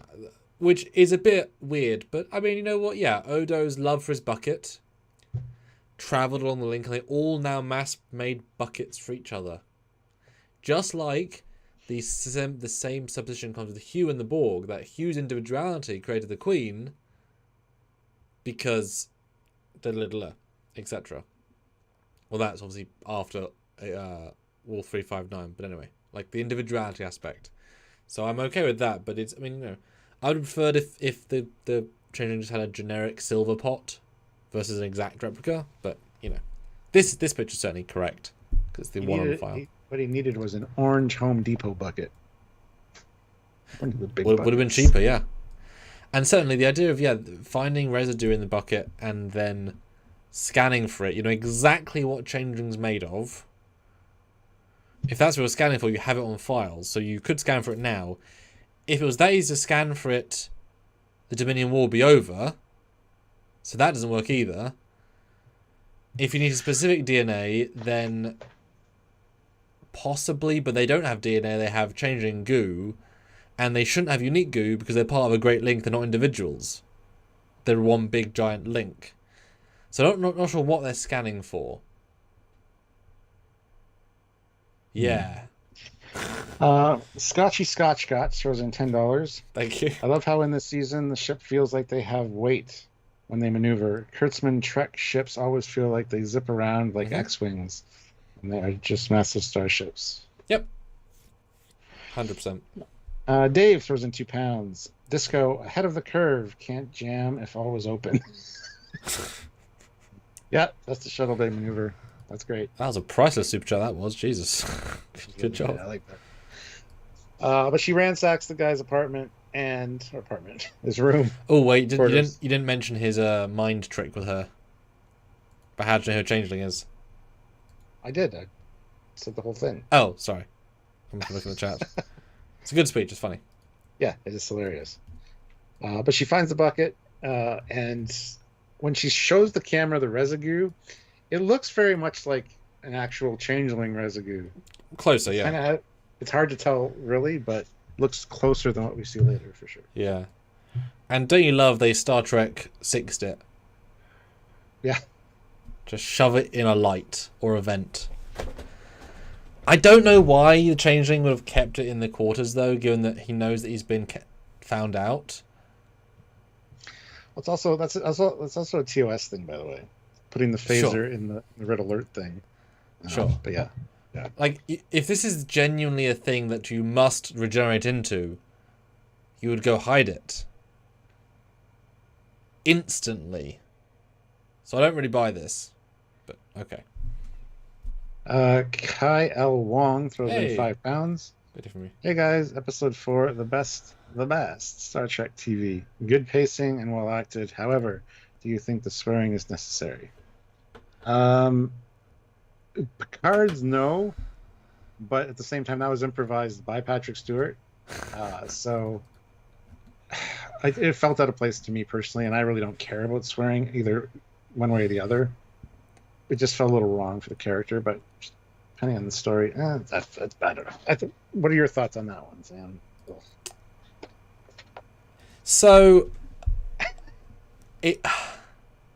I don't consider much a swear word, like crap and shit. I think they work great as an adjective, or that for me could be part of well paced language. The F word and the C word are distinctly beyond that level. It's better than science. Fuck yeah, clearly. Yeah. It's not great, but also it's so minimal in the scene that I don't really think much of it, honestly. If you gave me a choice, brighter sets or swearing, I'll take brighter sets, okay? Yeah. And dipshit was perfectly fine coming from Shaw. And then again, Patrick Stewart or Captain Picard saying, even though you are just a dipshit from Chicago, made me laugh. I had to pause. So I was laughing out loud. And I never laugh out loud, really, for something like that. But that was hilariously done. So I think dipshit was fine in both instances. But the other one, F word. Well, I mean, if it was a Patrick Stewart extra, then it wasn't so much. It's because Patrick thought it was a cool idea. Let's keep it in. Like, it's okay. Yeah. It's okay. Yeah, it's okay. But a lovely shot of the Shrike coming out of the nebula and being visible. Great insurrection vibes. Really good shot. Really, really nice. And again, second time watching this, knowing what Vatic's going to do, it plays really well. You feel that the raw tension, the raw grit of hating everything she's about to do, which is great. And then she cuts off her hand. Question mark to cuts, question marks to hand, question mark to off. And it shifts into a very alien-like face. Yeah. And also floating. because it Yes. goes up. So it's floating by itself. It's not being held by anything. It can float. By the way, guys, 192 likes. We're only 8 away from 200, so hit that like button. But Steve Farr throws in £5. Hi, Steve. And says, I'm off on my time traveling adventure next week, so I was relieved to see they still have Jameson in the 25th century. Yeah. Well, it could have been like a classic revival, though. Maybe it went out of stock in the 2200s and... Yeah, it's a limited run of it, yeah. The retro run. See, that and Flappy Bird both came back into fashion about the same year. Yeah. Yeah. And boy, those old phones from 2014, I mean, those things are worth 20 strips of gold press platinum in 24 of one. I mean, those. Well, are... what happened was there was a shipment of Eagle Moss and Jameson. There was a transport truck, and it fell into a time vortex, and it was delivering the shit. It went to the future, and they found it, and they're like, "These are really cool. Look at these ships and alcohol." So yeah, they just there you go. Well, yeah, the prototype but never produced Gold Enterprise C. Yeah, it was never fully produced though, but it. Oh yeah, should point that out. That was right the first shot. Yeah. The pan past the Gold Ambassador class. Yeah. Because you must remember every Frontier Day they sell trinkets because that was a different Frontier Day. Eric Martin, $5. The swearing is a problem when it seems out of place and out of character. It takes you out of the story. Mm-hmm. Yeah. But that's everything. Yeah. SVS Guru 2000 throws in €5. Vatic has a literal changeling handler. Get it? Yes, we get it. It gives new meaning to talk to the hand. So yes. Yeah, but that's actually a really great poll to go into. I asked you all guys to go onto the Vatic poll. I asked, was this the best episode of the season? 60% yes! 30% they're all good. 10% no. Which, hell of a thing. Wow. Oh, Eric Martin. Oh, low blow. Oh. Wow. Good one, Eric. Yeah, so 205 likes. We're over the 200 mark. That is awesome. So let's see how high we can get now. That's just a matter of how high can that get. Let's aim for 200. Let's aim for 220 now. Only 15 more. 1 second, but I didn't impulse to it. Really? He did a poll. Oh my god. I'm so excited. The new poll is Vatic a changeling? Yes or no? Yeah, I personally say no. I think the changeling hand thing is this changeling crazy, cuts off their hands, gives them a piece of himself, that way they can communicate, and they get a hand that he kind of controls them almost. That's what it feels like. So yeah, I don't think she's a changeling. But yeah, as I said, guys, consider make sure you're subscribed to the channel and you click the notification bell icon for these lives and all the edited content we do. Like I said, join the channel if you're able to. Click the join button, at least look at your options for the different ranks and the perks you get. Even at the smallest tier, you get assigned to the fleet, and you will be in every video on the fleet animation at the end. You get to see what ship you get assigned to. Plus, you get to hang out on the Discord server, the official Trekyards fleet Discord, where you can hang out with us, me, like Sam and me, as well as all of your shipmates. You can see who's on your ship, and there's each category for each ship, so you can have like ship conversations, or you can just hang out with anybody that's a member as well. So lots of fun stuff to do on the Discord. So by all means, click that join button and see what the options are for that. Who do we think the face is? Are we going to deep dive into it? Maybe at some point, maybe next week, we might have a discussion about that. It is quite a unique looking face. It almost feels like, almost looks like one of the aliens from Independence Day. The big shell heads, or the big whatever. That's what it feels like to me. So it's quite a unique look for sure.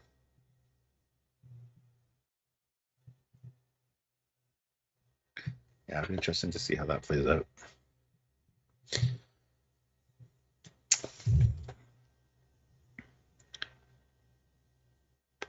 I think that could be the 100. Oz did say he wanted to make a new link. That's true. I would have no problem if this was Laz. He found a new form, and yeah, I think that'd be great, actually. Mr. Krenin, I think you might be right, Captain Foley, but it's almost too science fiction dynamic and inventive and grotesque for me to think they go through with that. Hope so, though. It's the most wow horror explanation. Ian says the floating head reminds him of the old Doom game. Not so much. Like I said, it feels more like Independence Day aliens to me. Eric Skelton throws in $5. I rationalize Picard's curse as this: when he was the Enterprise's commanding officer, he set a standard of conduct. Now he's retired and can relax. Plus, he's 85. Yeah, no issue with that. I agree with that as well, but it still seemed a little out of place for me. So it was just kind of an odd thing to have in there. But yeah, it'll pay off, Stuart. It'll be a thing that becomes a thing that will reveal a thing. We hope. What he said. Yes. Did you hear any of what I said when you were gone? Oh. This face, yeah, looks very reminiscent of the Independence Day aliens. Mm-hmm. With the thing going back. So I wonder if it's actually trying to tease something, because it does not remind me of anything in Star Trek. Not Star Trek, but visually from like games and, like I said, Independence Day. There's something you lock onto when you see this shape. But not from Trek though.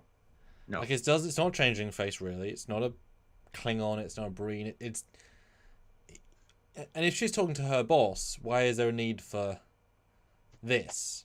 Kind of looks like a Danubian slime devil. Okay.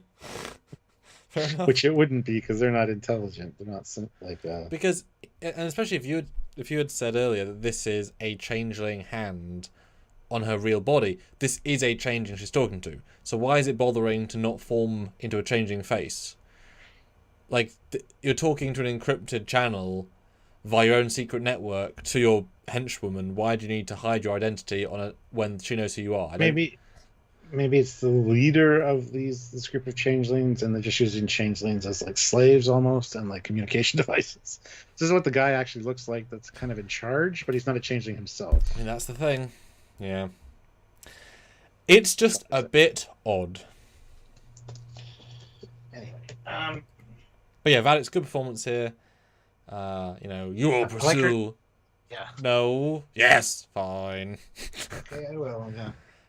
And the fact that it makes explicitly clear you are not valued. Your crew are not valued. You could all die right now. Get the package.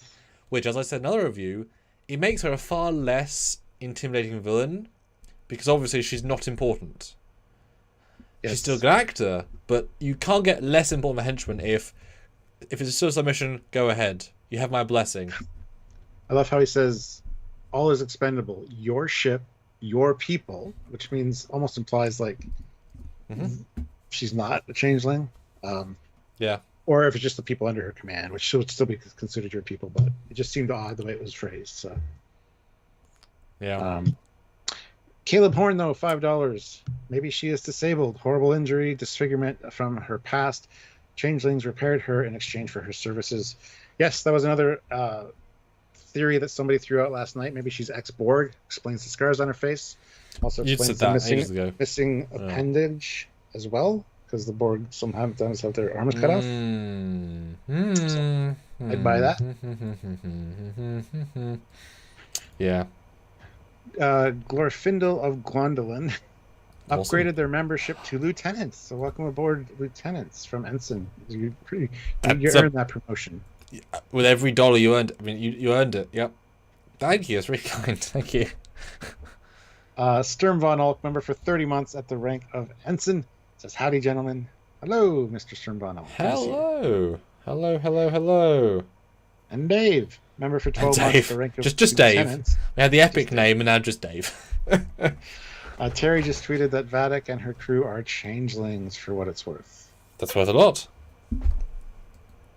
There you go. And it's he's kind watching right now, and he's like, "Yeah, man, that's good." Well, yeah. But it is interesting though. If we go from the Great Link is all unified, and yes, we get the female shapeshifter, but she really just represents them, to suddenly being a hierarchy of changelings would certainly be an interesting evolution point. Speaking of evolution, though, did you know that you can activate, you can have a time and space portal with a little chip that attaches to points? It's that easy. I kind of thought the device would be a bit more impressive than a chip. And if you notice, when it comes to the camera, it says Daystrom Institute of Advanced Robotics. Lore?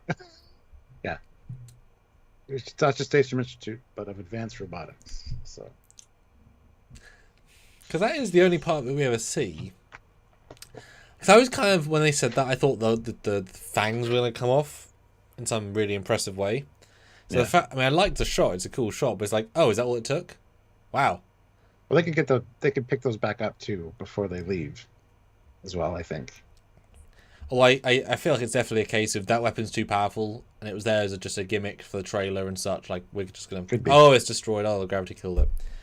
Because it was a good trailer shot. I mean, it served its purpose thematically. You don't need to have it anymore. But yes, back to the pupils. I love the rapture of the fans. I would like to think that all of these cadets were Trek fans that they did a casting call out for. And all of a sudden they're in a room with Patrick Stewart talking about a TNG episode in character while you're in uniform in Garner's bar, and all their smiles is real. Because if you were these kids, and they do look young, what a thing, what a damn thing to get, you know? Oof. Yeah. Good for them. But he's talking about the episode Darmok, and goes back to his food, and she's like, but there's the other thing. There's no one scenario of you in a shuttle, some kind of story. And then it just quickly goes into the next scene, which is present day, where he's about to tell his story. But yeah, they're coaxing him on to tell more stories, and he seems kind of annoyed a little bit, like he does want to eat, but at the same time he's not like, go away now. You mean Perfect Picard? Slightly annoyed but still doing it? Yeah, exactly. Yeah. But McCrean says, Trekyards, nah. They have the equipment for warping space-time, dude. The chip is like a computer that can make it work at portals. But the tech is what was causing the issue with the gravitational fields.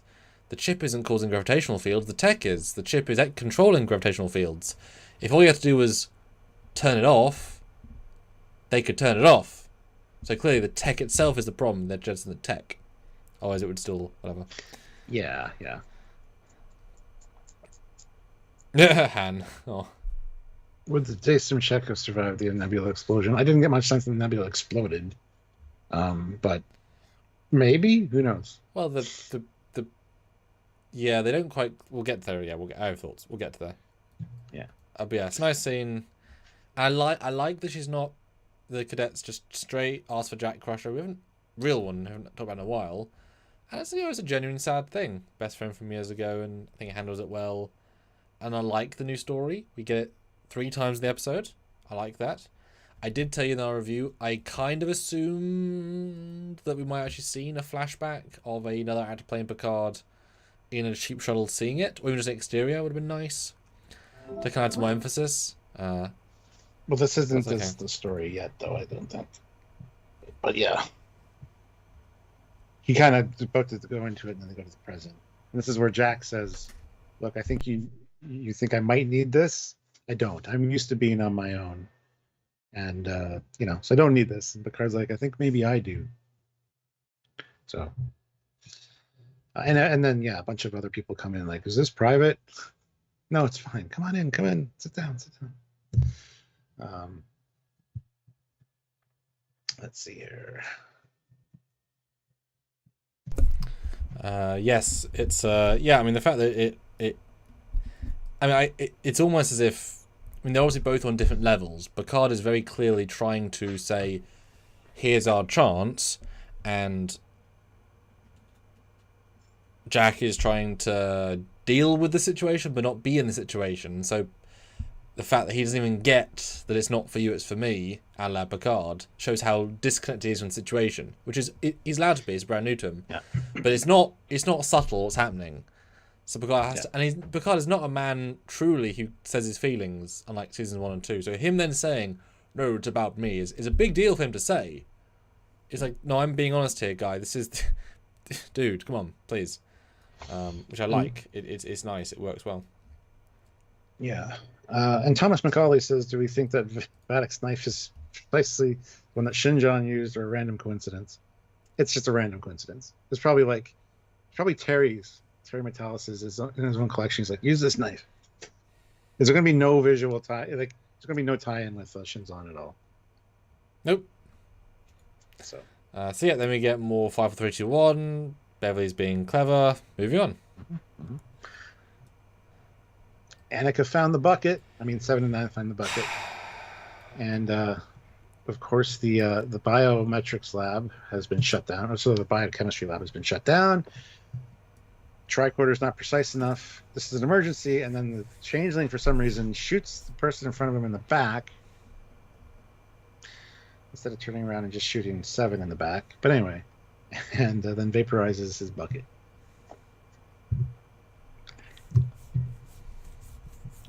Question. I think it shot and melts through the wall. Sorry. Question, Stuart. How Yes. did the Changeling... Why is the Changeling who's trying to either live or get jacked to the Changelings, why is he walking around as a security officer with someone else in this random corridor when he bumped in 7 of 9 of a giant ship of 500 people at the duty assignments where most people are doing their jobs in their rooms? How does she bump into him randomly? It's called a script. It's not a good little scene, is it? It's not. It's definitely the weakest that we've seen so far because it's so ridiculously contrived. All we had to do was have her walk into the bio room and have her say, "Okay, I'm here. Is it all the power on?" And as if she already made a call saying, "We already pre-organised this." The Changeling did not intercept her comms. He's already in this corridor randomly. It's a nonsense little scene. It doesn't work. That's the other thing. This corridor set bugs me because there are literally windows on each side. First of all, there's nowhere on the ship. Are they windows? It seems like it. Looks like it. The lighting's the same coming in from some of the angles. So, but I hate this corridor because there's nowhere these windows would be on the ship. If you look at the size of the windows and the shape and how many there are, even Shaw's quarters, nothing matches up. You okay? You gotta.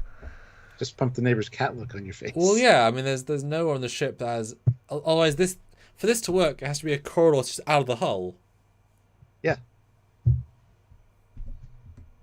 It's just the one corridor set they have, which they keep reusing. Because later it's used as a common area, where a bunch of the Starfleet personnel are as well. I mean, I assume they're just panels that are. It could just be light panels, sure, but they definitely come across visually as windows. Because there's an angle to the light and everything. Oh, that's so... Yep. Oh, I hate that. I hate the scene even more now. It could literally be lights, though. It could be fine. It's just... Yeah. And there's a few other little things even to that. So, you might not know, but the Picard phaser actually... It's quite specific how it works. When it's in its closed configuration, it's stun. The top flap has to open for kill, and it fires a different emitter. So they're both shooting at stun. But the way they shoot the lady, they kill her, but it's just stun, and stun doesn't burn through your body. And then he stun disintegrates the box, which is not what's going to happen. And then she stuns his arm off, which is not going to happen. And then later she stuns him and he runs away. So they also forgot the props have a specific kill function, and like I prefer them with a stun. It looks nicer, but that's not how those weapons work, and it was very clearly shown in other seasons. Like we know how that works. And also I have a prop, so I know. And also, if his bucket's that impressive, why is he destroying it? He could just shot her instead in the time. Yep. Like just kill her then. You need your bucket apparently. If you don't need your bucket, then why aren't you killing it?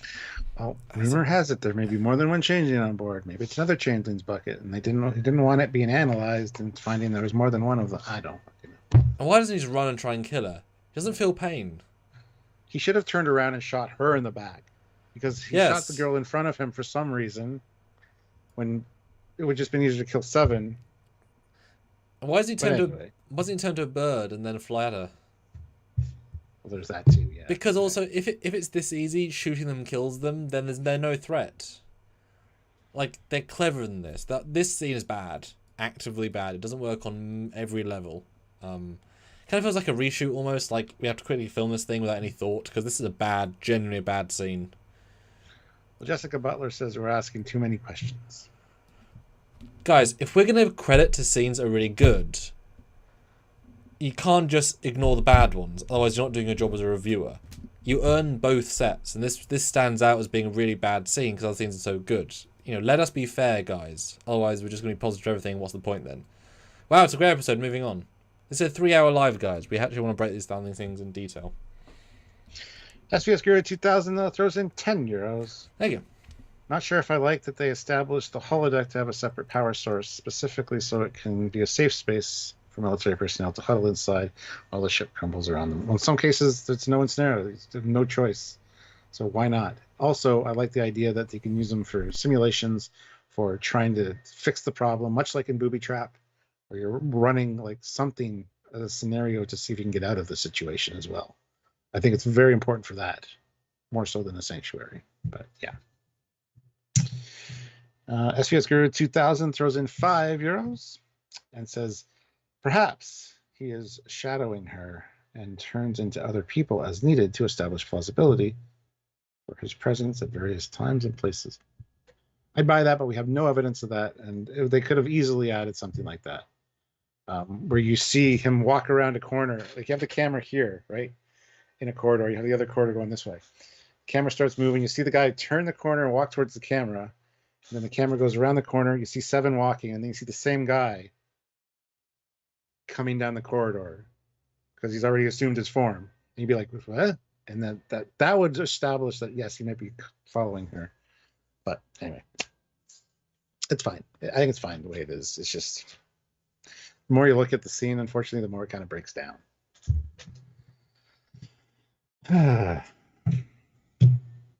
Anyway, we get more of the countdown and Beverly doing her thing in the next quick scene. And then she comes to the conclusion, and things are about to get a lot worse, because she's now figured it out of what's going on with that. So,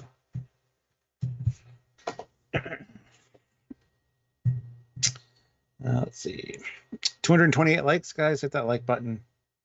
Let's try to get those likes up to, let's just go easy right now. 2 more likes. Let's get 230.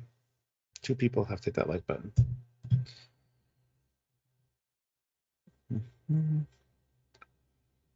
Brian Lynch, yet Enterprise D didn't have that. Remember Galaxy's Child?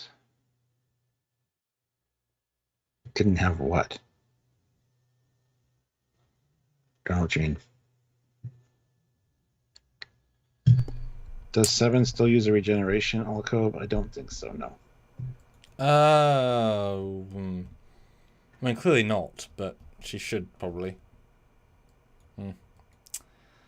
But yes. Disease changeling, though. Yes, that's the other thing. Is it a subspecies? Is it a different kind of changeling? Is it disease? We don't know. It doesn't look right. So, also, we have no evidence for anything yet, except they look wrong.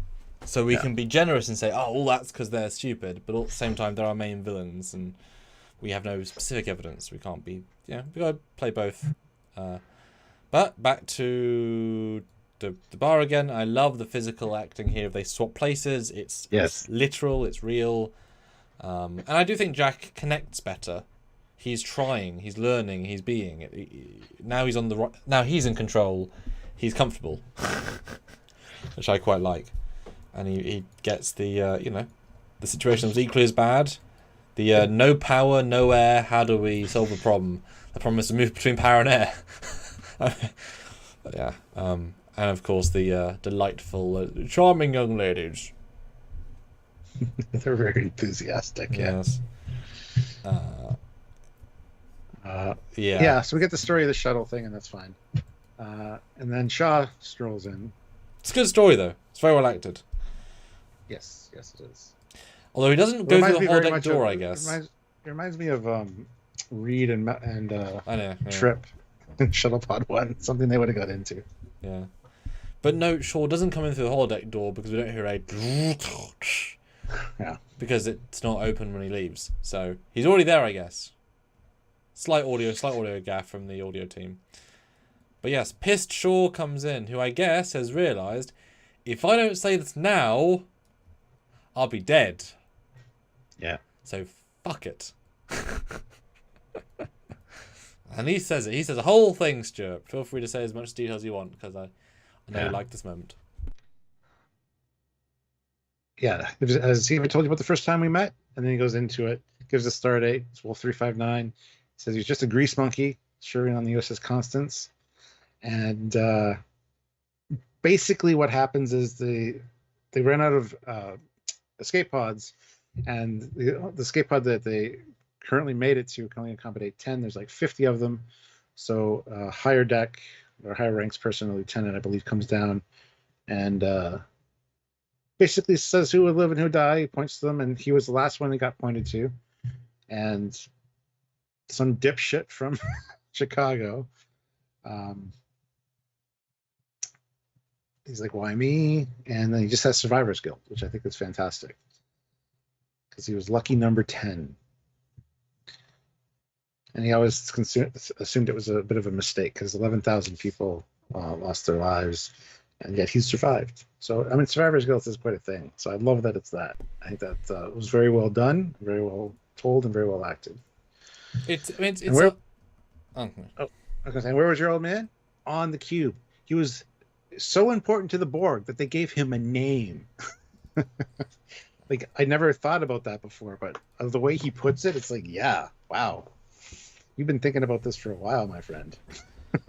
Yeah, this is one of those written by a fan sort of scenes, because you really got to understand a few things, but also you want to. It was like you had said. Picard's heard this presumably hundreds of times. You know, you killed my parents. You killed my mother. You killed my dog somehow because he was on the. Okay. But the fact is, his name was Porthos too. I named him after archers. No, Porthos B. Yeah. Yeah. For Beagle. Oh yeah. But it's so tricky because, of course, Picard has nothing to be guilty for specifically. He did nothing. He was a slave. Huh. He was a pawn. Yeah. You know, but it does not affect the situation. So the fact, and this is what Mike and Jay also said in Red Letter Media, Picard reacted perfectly. It's the I will listen. I'll body language. I'm sorry, but not say it because he's not. You know, I'll walk away after you let you vent and just you've said your piece. I can say nothing. Goodbye, sir. And Shaw reacts to himself at the end. He's like, that was a lot I said. Wow. But I got it out. In front of his crew, in front of the people he commands. He's like, sorry, guys. At some point, asshole became a substitute for charm. Which is great. It's a really well fleshed out scene, but also the story we've not heard before. And it's sad. And it's yeah, I mean, like I say, we predicted it. This is not at all new. But his acting's great. And I've got, I've done survivor's guilt in one of my films. You know, it's a very, very strong thing to feel. Yeah. You know? And I'm glad he didn't lose somebody that was important to him. Like he was serving with his wife, like Cisco was or something. I'm glad it was just he got picked, and he's why I'm just some dipshit from Chicago. What makes me special? Love that. Well, it reminds me of the opposite to Orville, where they had the lady who was introduced, and we saw her almost girlfriend die, and then that was a resentment. It was very sort of flat. I hate you because of this. This is far more intelligent and contextual. And I do love Jack's acting through this whole thing, looking back and forth at Picard. And the cutest he looks at, and he's like, just going back and forth, and then he gets to the point where he's like, "Hey, that's enough." Yep. Like he's actually standing up for, because Shaw's just kind of being, and that's when Picard just shuts him down. It's like, no, this is fine. Yeah, it's fine. No, the editing was sublime, and the dialogue was sublime. And yeah, like you said, I never considered the name logic, because even 7 of 9 is not a name. It's you're the 7th of my 9 people. Yeah. Look, is the only name. That's beyond symbolic. Mm-hmm. You know, knoweth the face of your death, and has a name. You know, jeez. Mm-hmm. But Stuart, do you want to read Moriarty 2013's comment? Where is it? There it is. Don't understand why the Changeling appearance is wrong. It's different because CGI has moved on. It was pretty awful in DS9. Probably more like it was intended. Yeah, no. They visually updated this very well in Discovery last season, actually, with the Changeling. That's a good modern update to what it should look like. Could you imagine? And this was not in their minds at the time. Could you imagine Deep Space Nine looking at the Great a lake of gold, looks very beautiful, but instead of the gold, it looks like liquefied meat. That, like, this is clearly visually so separate from what it looked like in DS9. Yes, it looked a little janky in DS9 because the CG effects weren't the best. Fine. Gold. It had a visual to it. They changed it for a reason. It's not just because it's updated effects. That is the stupidest argument I've ever heard. I mean, I think Mr. Moriarty would also agree that any ship seen from any era before modern technology should be changed because it looks old and wrong. So any Connie should be different, any NX should be different, any Enterprise A should be different because, of course, they would look different now. So all things should be different. So when you see Enterprise D, it'll be different. The combat is different. The phaser different. I'm sure you disagreed with the phaser, Nemesis phaser from last week. You know, I mean, come on. This phaser, if it was done now, this would be an LED screen that would have lots of data on it. So you obviously agree this is wrong because it should have been new and updated. All things should be ignored from when they came, Stuart, because we can do better now. Everything should be thrown out. If wait a minute, they did that. It's called 2009 Star Trek. Yeah. Yeah. I mean, personal preference obviously affect you like or dislike. We both think the original looked better, objectively better, because it's trying to be an alien goo mimetic energy something versus a flesh pile. It's far less creative now, and if they really want to make it look at least trying to be similar, it would glow. It's all they had to do to make it look somewhat close. So the fact they're not made it look anything like the original, not even slightly, it's just a moving goo pile, tells us it's not trying to be the same thing. It's trying to be a visual clue to it's gone wrong. Personal preference always, but they're smarter than that. Look how much other work they put into the rest of the show. It's so different that they can't be that broken. It's got to be intentional. And ironically, the most visually inaccurate show, such as Discovery, gets the Changeling effect updated. Correct. I mean, theirs was sort of sand, but it was cool. Yeah. But the face was great.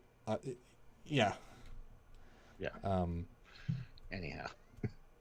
Yeah. And Matthew, money. You burn money. Yeah. That's what you do. I invested heavily in, because, as I've said before, but, this is a hero replica Nemesis phaser with every single bell and every single whistle, and you sort of, you pay for it, but boy, is it...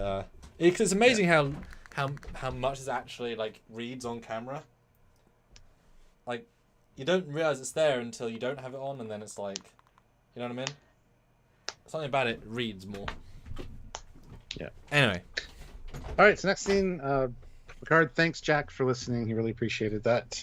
And then they bump into Beverly, and she's like, this thing is consuming matter and spewing out energy. Basically, it's contractions. Yeah. Because she's been dying it. So yeah, something's going to give birth. And they talk about the waves and the power, and every time a power thing's hit, the flights have really flared up. And Jack puts it together and says, "You don't have power, but those waves do. Have you seen the lights?"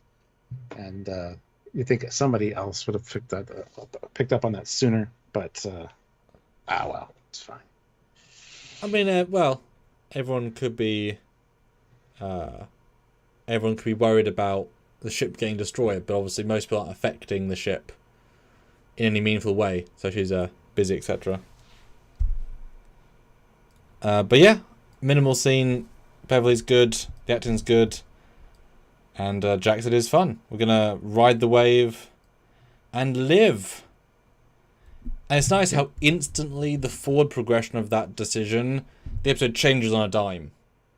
Yeah. Like, they're not going to die. That's never in question. But there's a certain zazz behind, okay, we've got a thing. And to then, remember this, guys, this is now a scene with Picard, Beverly, and Riker.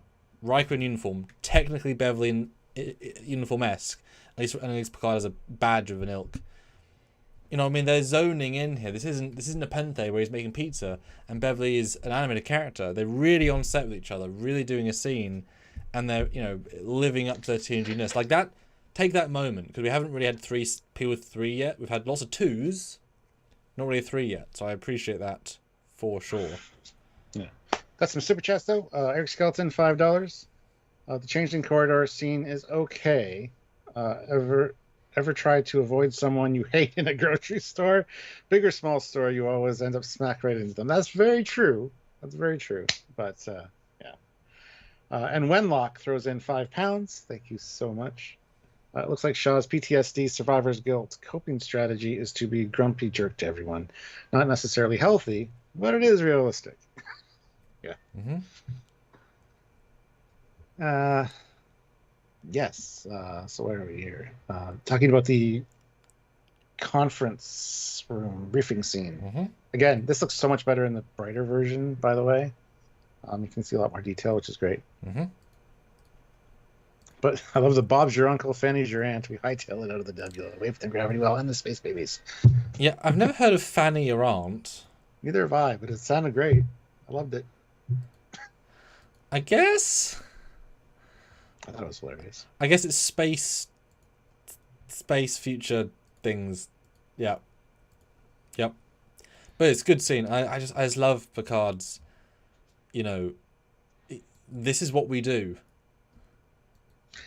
And I love the way it's said, because Troy or Beverly says, what would Troy say? It's all about trust. And I wish when Picard said, you know, yeah, we should spend the last little bit of time we have doing what we do best. He should have said trusting each other. But I thought it was really great the way it kind of played out.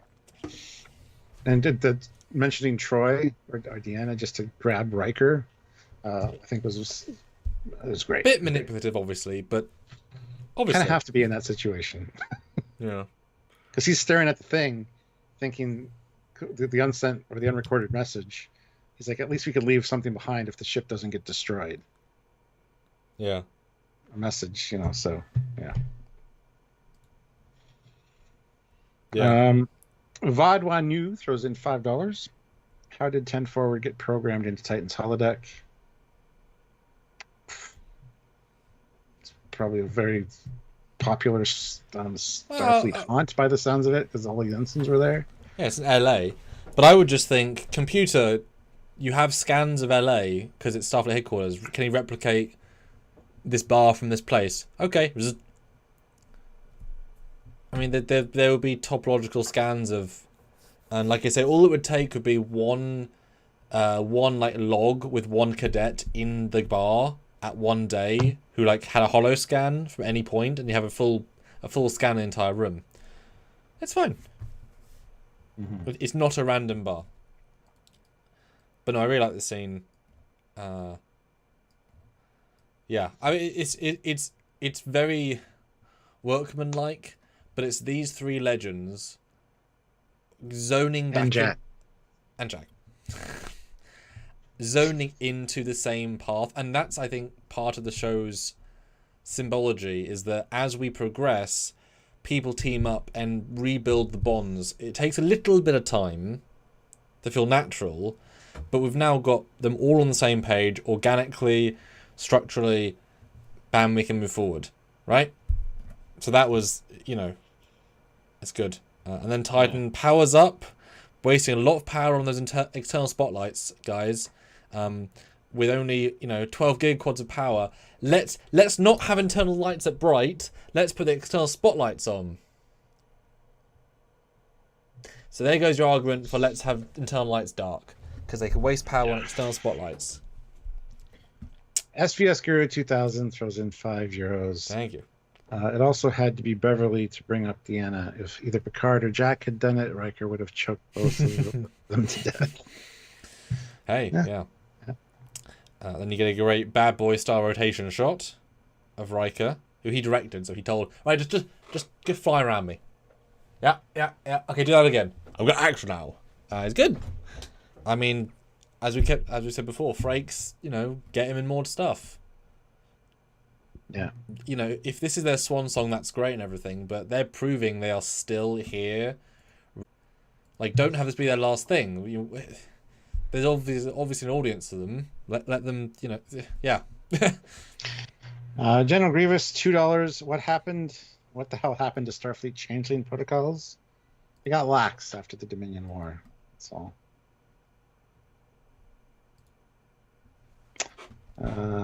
Yeah. Then we see the corridor again, which is a common area apparently, because they said get everybody to common areas, and see some Starfleet personnel in there. And I'm glad the new Starfleet uniforms have pockets, like big ass pockets too. Nice little touch.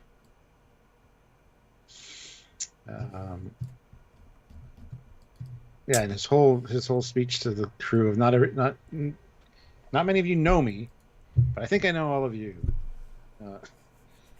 I'm only effective as you are. You're a good crew. Blah blah blah. And I love seeing Shaw in his quarters as well, listening to this. Mm-hmm. That would feel like such a kick to the balls for a captain. Mm-hmm. Your own ship having this. Yep. Yeah, he's probably gonna come out swinging even harder because boy, you got bad day. He should if he just left. Yeah. if he just left. But speaking of leaving, we asked a question and kind of surprised by our result. Is Vatic a changeling? A stonking 65% saying no, with only 35% saying yes, with 213 votes. Fascinating. I think no as well. That's what I would have voted for. Interesting. All right. 245 likes as well, which is an awesome number. And can we get 5 more likes, get to 250? Right now? Yeah. Hit the like button if you haven't. What is wrong with you? Well, they don't know. I mean, they've not been to YouTube before. There's a little button. You press it. And like, it tells YouTube we're great. That you think we are. And this is like gold press platinum on YouTube, you know. So click it. But don't click it twice though. Or 10 or 20 times. You know, just once. Click that like button. On your phone even. Your iPad. Yeah. Your laptop. Your smartwatch. Your iPod. Is it what's the thing called? The little music version of an iPod? iPod Shuffle. iPod, there you go. iPod, yeah. Oh, you can't do TV. You can do it on TV. Actually, you probably can. Probably. Yeah, TV. Yeah, you can. Yeah, you can. Your smart TV, because they're different, I guess. Your Fire Stick, your PlayStation. Yeah. Oh yeah, Xbox. Whatever yeah. your Wii. watch YouTube on. Go load your Wii. Find this video. Like PSP, on the Wii. PSP. Your Nintendo DS. Yeah. Nintendo Game Boy. Yeah. Atari 2600. Now you're being silly, Stuart. Your tricorder. Your space capsule. While you ramble. Bill Barkley says Hernandez. Hernandez, yes, the changeling, yes. Absolutely. Anyway. And the bald lady on the bridge is bye, Russ Knuckle. Have a good one. The bald lady on the bridge, Tavine is her name, and she is half Vulcan, half Deltan. Mm-hmm. So, yes. Good. Yeah.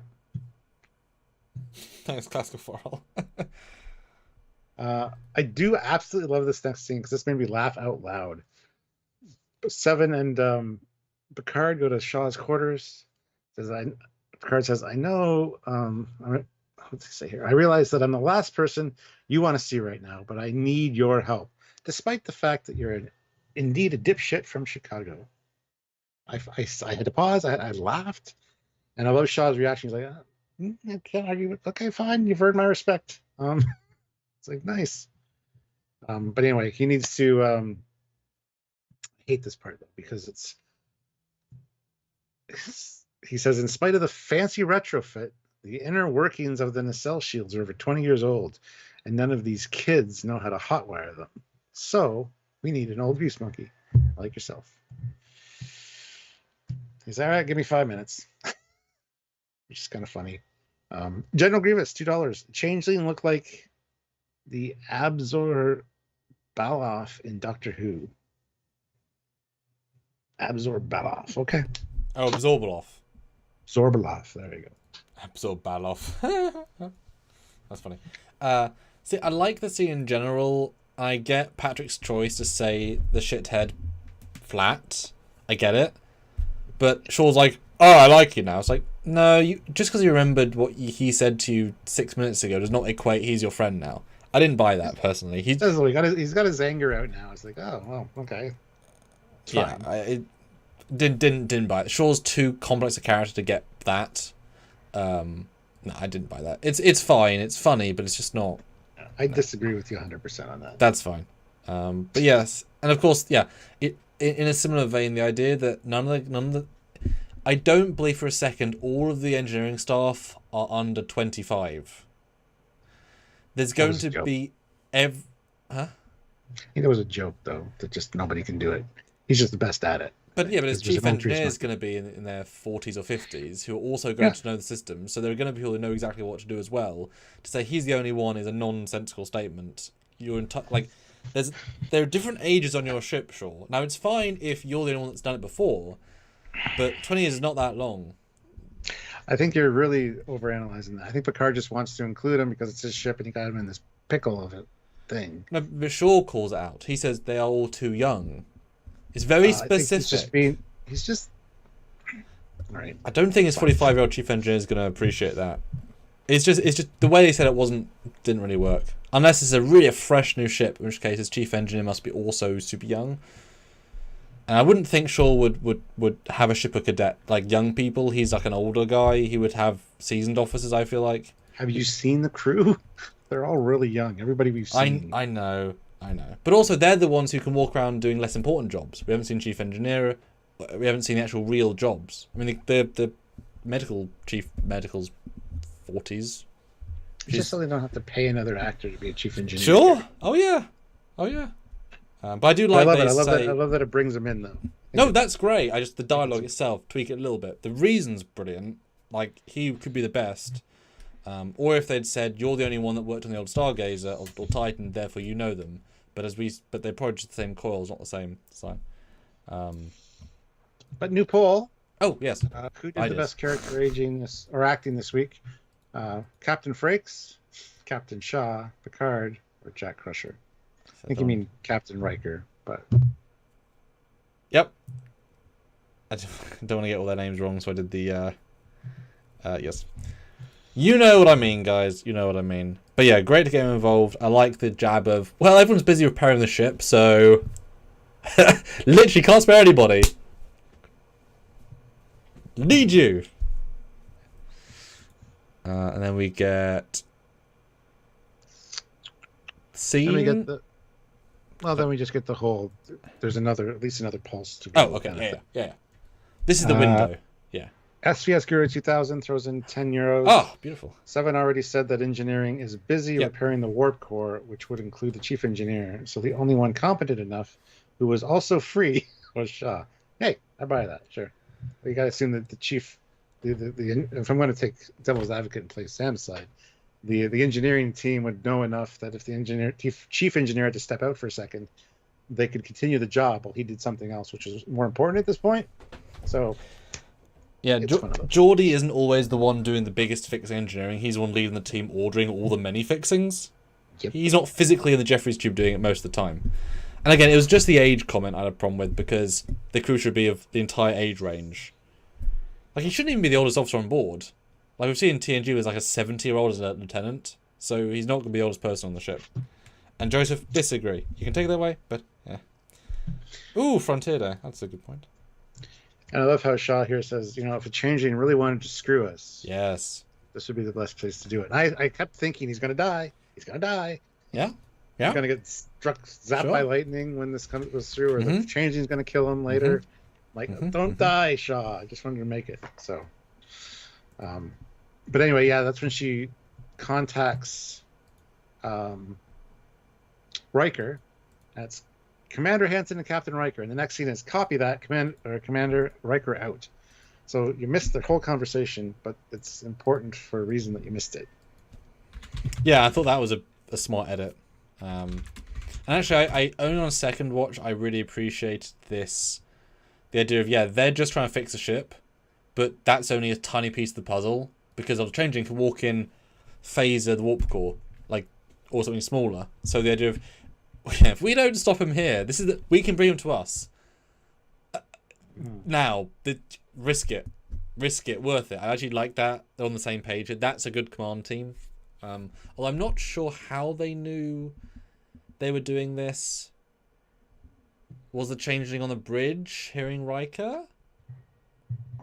Because I was expecting a Riker to all hands. We're about to launch the nacelles. Do not mess with 7 and Shaw on deck 7, section 4. They're busy.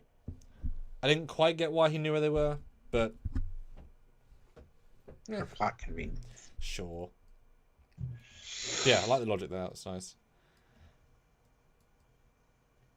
Then we get a batten down of the hatches, essentially, getting the ship ready. All the power, man. Oh, they say life deck here too. Fuck me. Computer says, warning, life deck is offline. And you see like the lights all fade in the corridor where everybody's standing. Life deck. I feel like part of... I like Life Day. Is that where you're going to celebrate Life Day? That's what I kept thinking, yeah. That's the dedicated religious deck. Okay. But only for Wookiee holidays. Life deck is offline. Wow, really? God. Now, I love, obviously, this must have been a Terry, like, this is the time we do it. Riker, who just sort of, not strong-handed, but, like, kept the command chair and threw Picard off the bridge. 2 hours later, it's like, well, you're the only one that's flown with no power and no engines, pretty much. I know I was there. You're captain for 10 minutes. And I love it. It's a nice, gentle... It's really well acted. And it feels nice and earned. I'm sure Patrick sort of fought against being in the captain's chair, giving orders, etc. Mm-hmm. But seeing Riker by his side, having the expressive cues having to give him orders... That's the chemistry they've had for 15 years. And it's like, boosh, there they are. Yeah, and the respect to saying, Admiral, you're the only one that's done this. Have a seat. That was great. Yeah, no, it's great, and it's nice. I obviously would have loved Picard to have piloted himself, or be part of the piloting team, as you said earlier with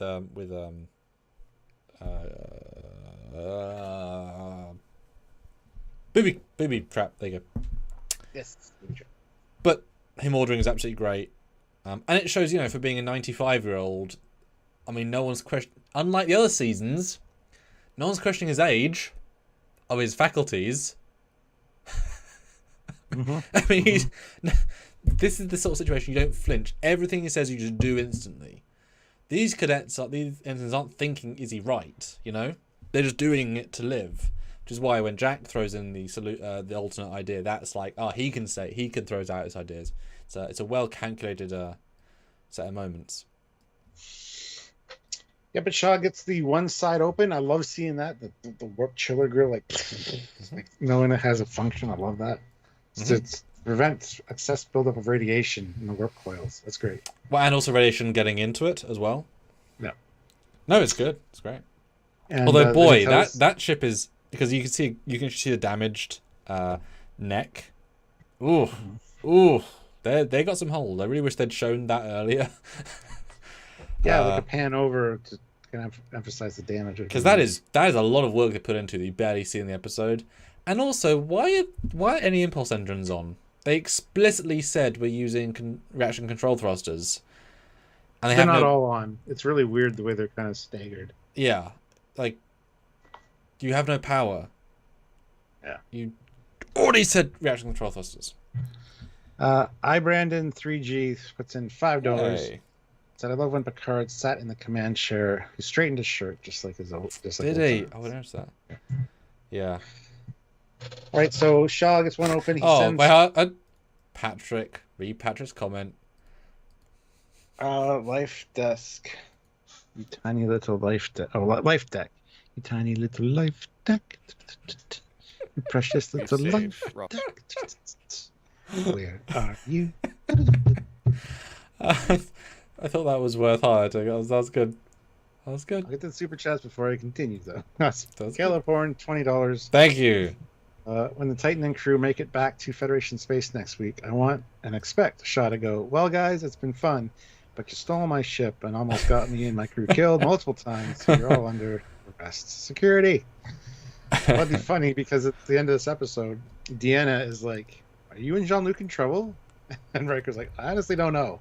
Like, we seriously stole a starship." So yeah. Well, stole.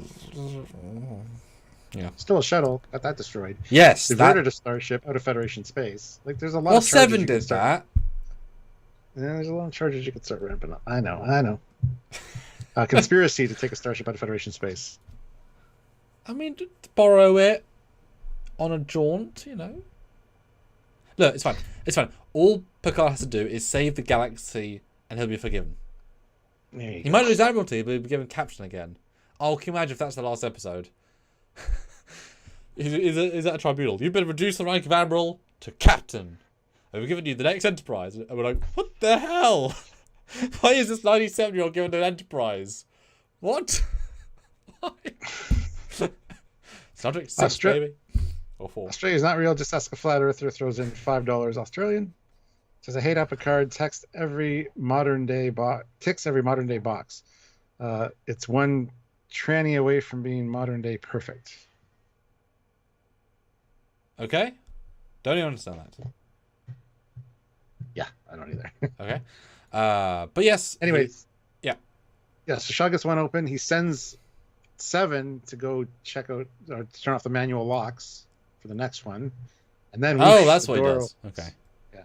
Whoosh, the door opens. And it's LaForge. And she's like, hey, I'm a... Oh, we love LaForge. It was so it's such a relief to see her, wasn't it? Really? No. Really, like, he's going to die. I don't want him to die. Please don't die. Well, okay. But yeah, you know, daughter of a decorated Starfleet engineer. I can help. Riker sent me down here to help. He's like, yeah, okay, kid. Yeah, I got a lot of anxiety during this scene. But then Seven shows up with a phaser to the head, so. Yeah, I thought this was great because obviously it's a changeling. There's not even a question. But I like the fact that Shaw obviously likes this lady. And he's not going to... Like, his acting is like, well, we thought this was going to happen, but this would be a lady that would make sense. Because Picard's piloting. So he kind of... He hedges his bets. Which I quite like.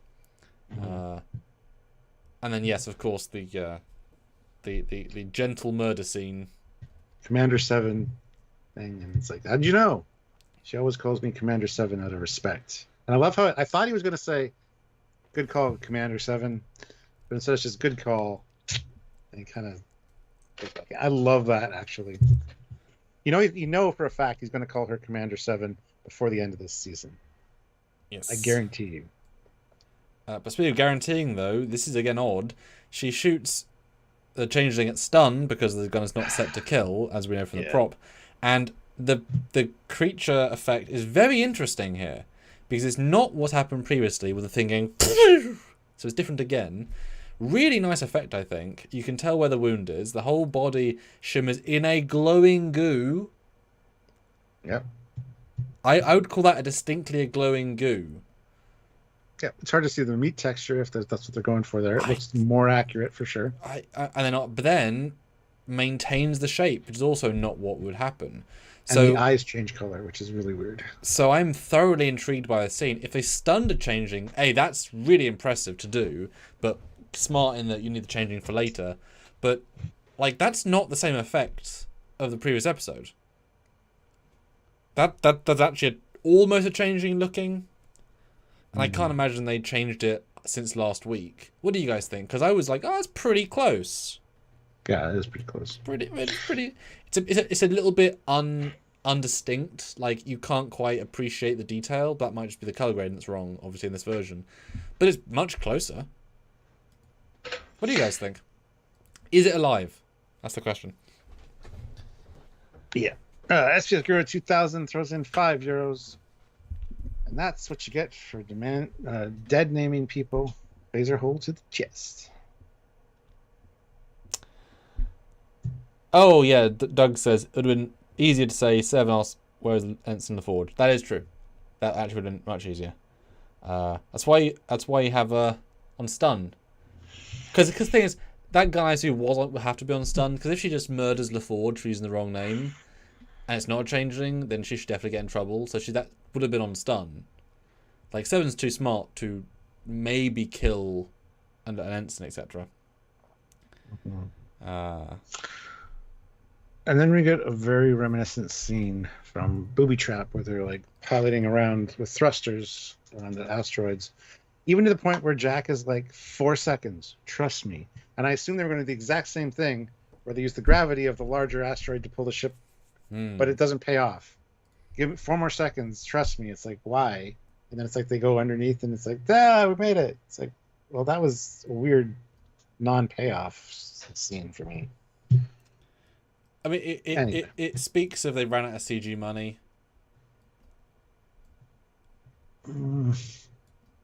I mean, the thing is, the scene's okay. It's so dark, you don't appreciate the asteroids. You don't see enough exteriors of it moving to appreciate them moving. They just sort of... Like, there's one shot, they move, right? It's okay, right? You get what they're doing, but it's not doing it as good as it could be. But it's not about that, right? Yeah. And also, I don't think what they say links to how they do this. Like, that's not what they're telling the ship to do, go down. I didn't quite get the maneuver. No. But they didn't either. But anyway, fine. They get the thrusters up to 98%, but they needed 100. Yes. So they're looking at each other like, oh no, we got to turn off all life support. And the whole time I'm screaming, use the holodeck power cell. Holodeck power cell. Anyway. I thought that would definitely pay off. Mentioning it earlier, it would come in now, but no, apparently not. Maybe at the end of the season, maybe they'll need it like a last-ditch effort thing in like episode 8. I don't know. Oh, and yes, Terum Taz just tweeted an hour ago, Vatic is a changeling. She does not have a special hand. So I was right. All nice. Changelings. I get why it's confusing though, but that'd be a weird double thing. Yeah. Which is good that you can address, because people might then start complaining if it doesn't make sense. But yeah, life support goes offline, and I guess that gives them the power they need for the extra 2% the thrusters. Everything goes really, really dark. And we get the countdown to the next burst. And the detonation should be taking place, and it's like this pause. It's like, oh shit. And then boom.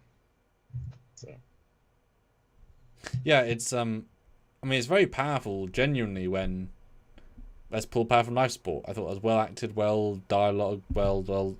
Yeah, it was really nice actually. But I mean, they're going to die either way, so there's not quite the tension that there could be, because dying in 1 minute or 10 minutes. And of course, it gets even darker.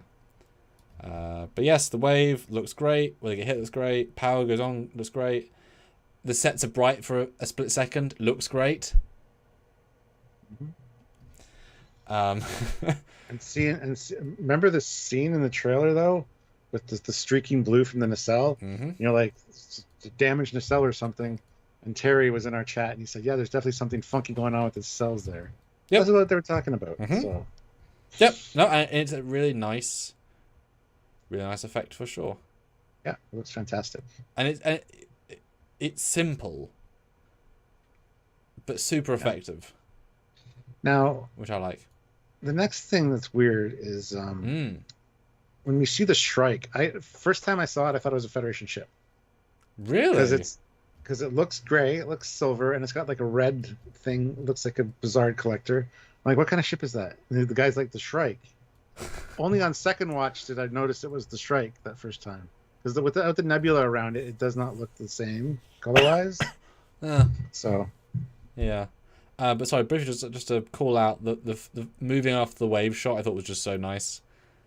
Effects-wise, I thought that was really, really cool. Beautiful. I love the fact that they say, Geordie, LaForge, now you got full impulse power, pedal to the metal. I thought as long as you can. I thought it was just a really, really nicely achieved sequence. And classic for real, yes, Terry was in the chat. Yes. A couple of times. A couple of times been in the chat. And I love this is basically a reverse Praxis. Yeah. Don't turn it into the wave. Ride that wave. Ride that wave, yeah. I do feel like Vatic would be smarter here. I know she's just had a bitch slap from her boss, but compare this to the previous appearances, she feels so immeasurably weakened. Yes, just keep coming at me, because all prey comes at I'll just leave my mouth open and you'll walk right into my mouth. Or you could fire torpedoes. What do you mean? Like, she's not smart here, and she comes across like a meaningless villain who you want to see beaten up because she's stupid. So big diminishment from last week. But Riker jumps to it, tractor beams something, flings at her, and it's very satisfying. Batters the ship to no end. And I really thought the ship was going to blow up here because the dialogue is great. Yes. Let's see. Hold on.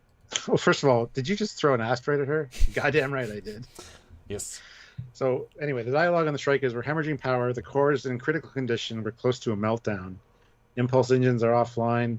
Warp core is an emergency shutdown. I can't stop it. We need at least 1 hour to get the core back online. I really thought the ship was going to be destroyed at that point. Well, you kind of get the sense it's going to float down into the gravity well. But it also says the nebula is dissipating at the same time. Yes, exactly. So, yeah, the dialogue hints at warp core breach, yeah. But, although would Riker be in his right to say arm off torpedoes and fire? Yes. I would certainly think so. Because is leaving them alive a good plan in this situation? Although, with all the space jellyfish around you, I don't know if you want to blow up the strike and kill a bunch of them. Even moving or warping out of this massive like splooge of new baby jellyfish could be dangerous. But if I was writing this, I could see the temptation to have Picard say, "Turn us around! Trying to beam that ship! Get a hold of Vatic! Beam her to the brig!" Cut to brig. "So, Vatic, why'd you want my son?" Picard, I didn't think you were gonna take me. It wasn't in the script." "Well, it's in the script now, bitch." "That you can swear." "Fuck yes." It's like fucking swore earlier. Yeah. So you know what I mean? Like that I didn't think of this episode, but like she's the thing that connects you to everything else. Bye. It's your best time to get her. Just saying. Absolutely. General Grievous, though, $2. Riker was a pain in the asteroid to Vatic. That's good.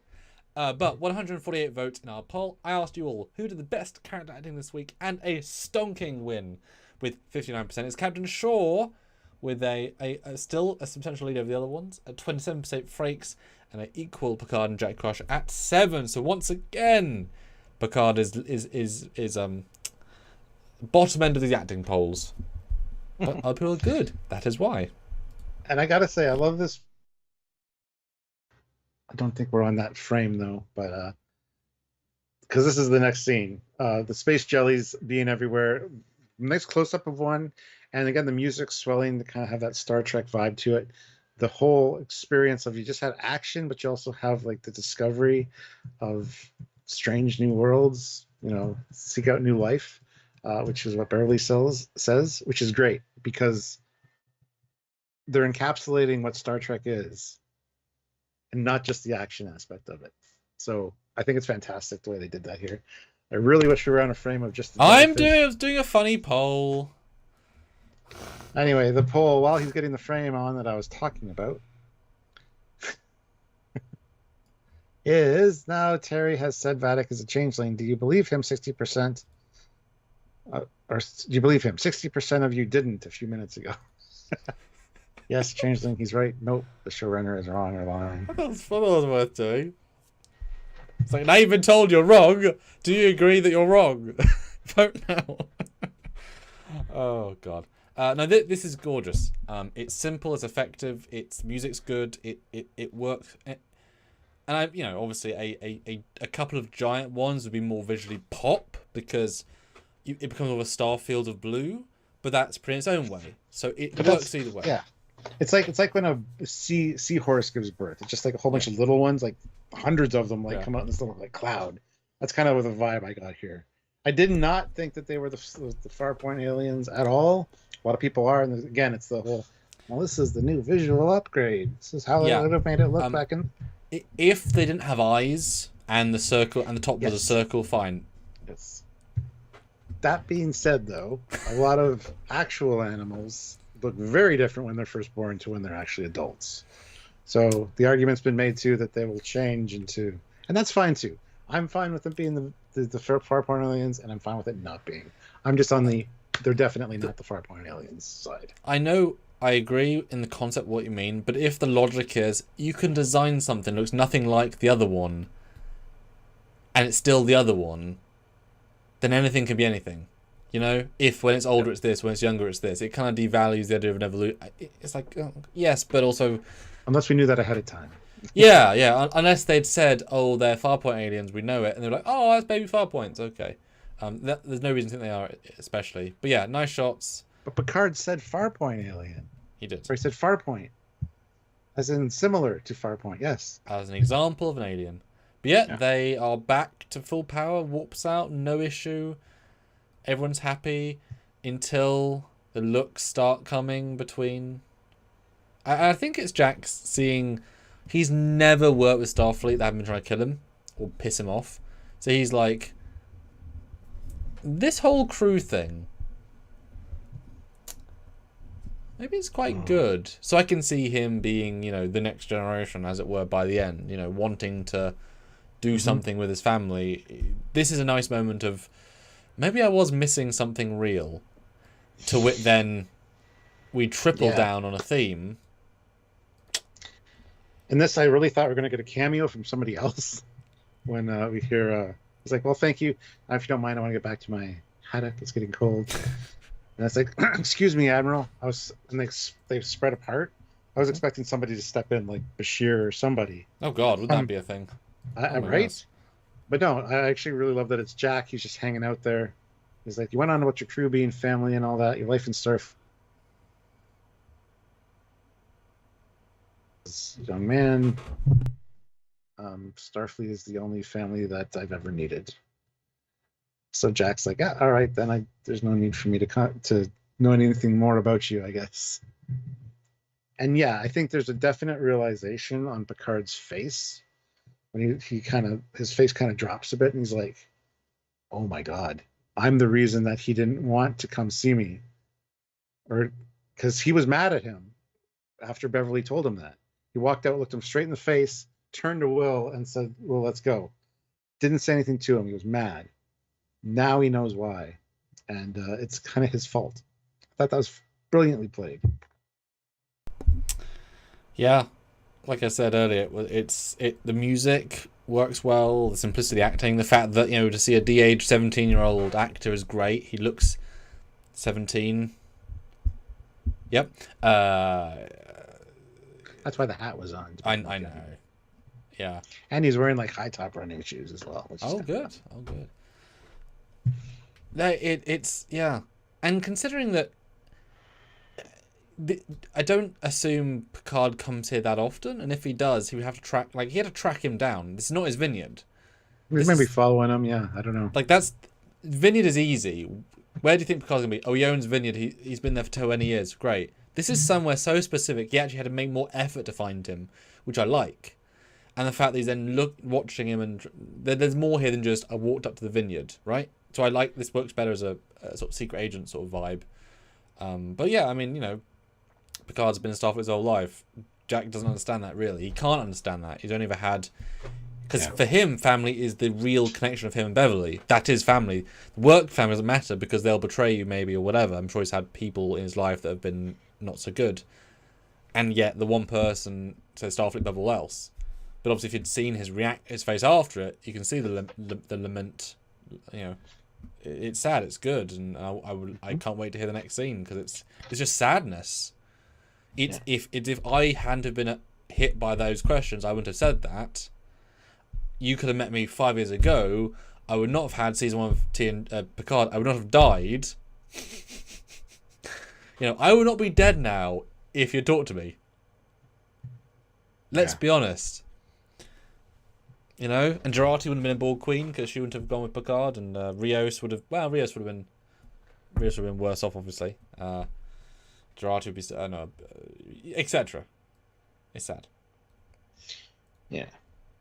Next scene's great though. It is Riker, now that they're out and can actually have communications, talking with Deanna, and she's like, I'm just happy everybody's safe, you know, and he says, I don't know, I don't have the words really, but I just witnessed a kind of birth here. It reminded me There's a whole universe out there that can be beautiful and amazing. Yep. And she's like, you haven't said anything that lovely in a long time. Yep. And he kind of admits that, yeah, that's on me. I'm sorry. And then she's like, are you guys in trouble? You and John Luke? He's like, honestly, I don't know. Because, yeah, they could be. She's just like... I mean, they probably are. I mean, I would assume a little bit, I'm not sure why there's much of a confusion there. Some people that are dead because of this. So, yeah. Yeah. One guy was stuffed in a cupboard, Deanna. A cupboard. Serious. Another lady was shot in the back for no apparent reason. Oh, yeah. Oh, yes. It is interesting, though. I assume you'll agree, but I thought she had, as in Deanna, had her accent. Like, yes, I think she did. Yeah. I felt that was Deanna rather than Marina, even though Marina sounded like Marina last time. And I guess you could argue that childbirth makes her sound different. No, you can't. It's just stupid. But yeah, I mean, I didn't get... I don't know if maybe they filmed that as a reshoot or first, but like she zoned into Deanna just fine. I thought it was actually nice. It was gentle. I was surprised by it. And yeah, I thought it was a fantastic scene. I loved it. But the voice really helps because she doesn't speak like herself. It's a character voice, just like Michael Dorn. Michael Dorn is not Worf. There is really a voice, and even Frakes. I mean, in interviews, his cadence is not Riker. It really isn't. He does act a character. It's like Pedro Pascal and The Mandalorian. Oh yeah, yeah, for sure. But it's a good scene. It's gentle, and like I say, it uplifts the whole scene. Excellent, progressing forward, and then a surprise Admiral's log, which is another symbol of he's moving forward, because we haven't had anything like that in 3 seasons. Yeah. At all, which I thought was really nice. I wasn't expecting to appreciate it as much as I did, but it was more symbolic. Yeah, it was very good. Yeah.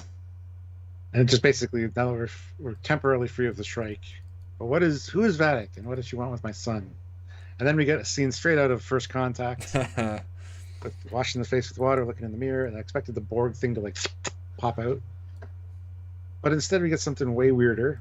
With the red vines, the red door, and the red, like, almost seems like Judgment Day from Terminator 2.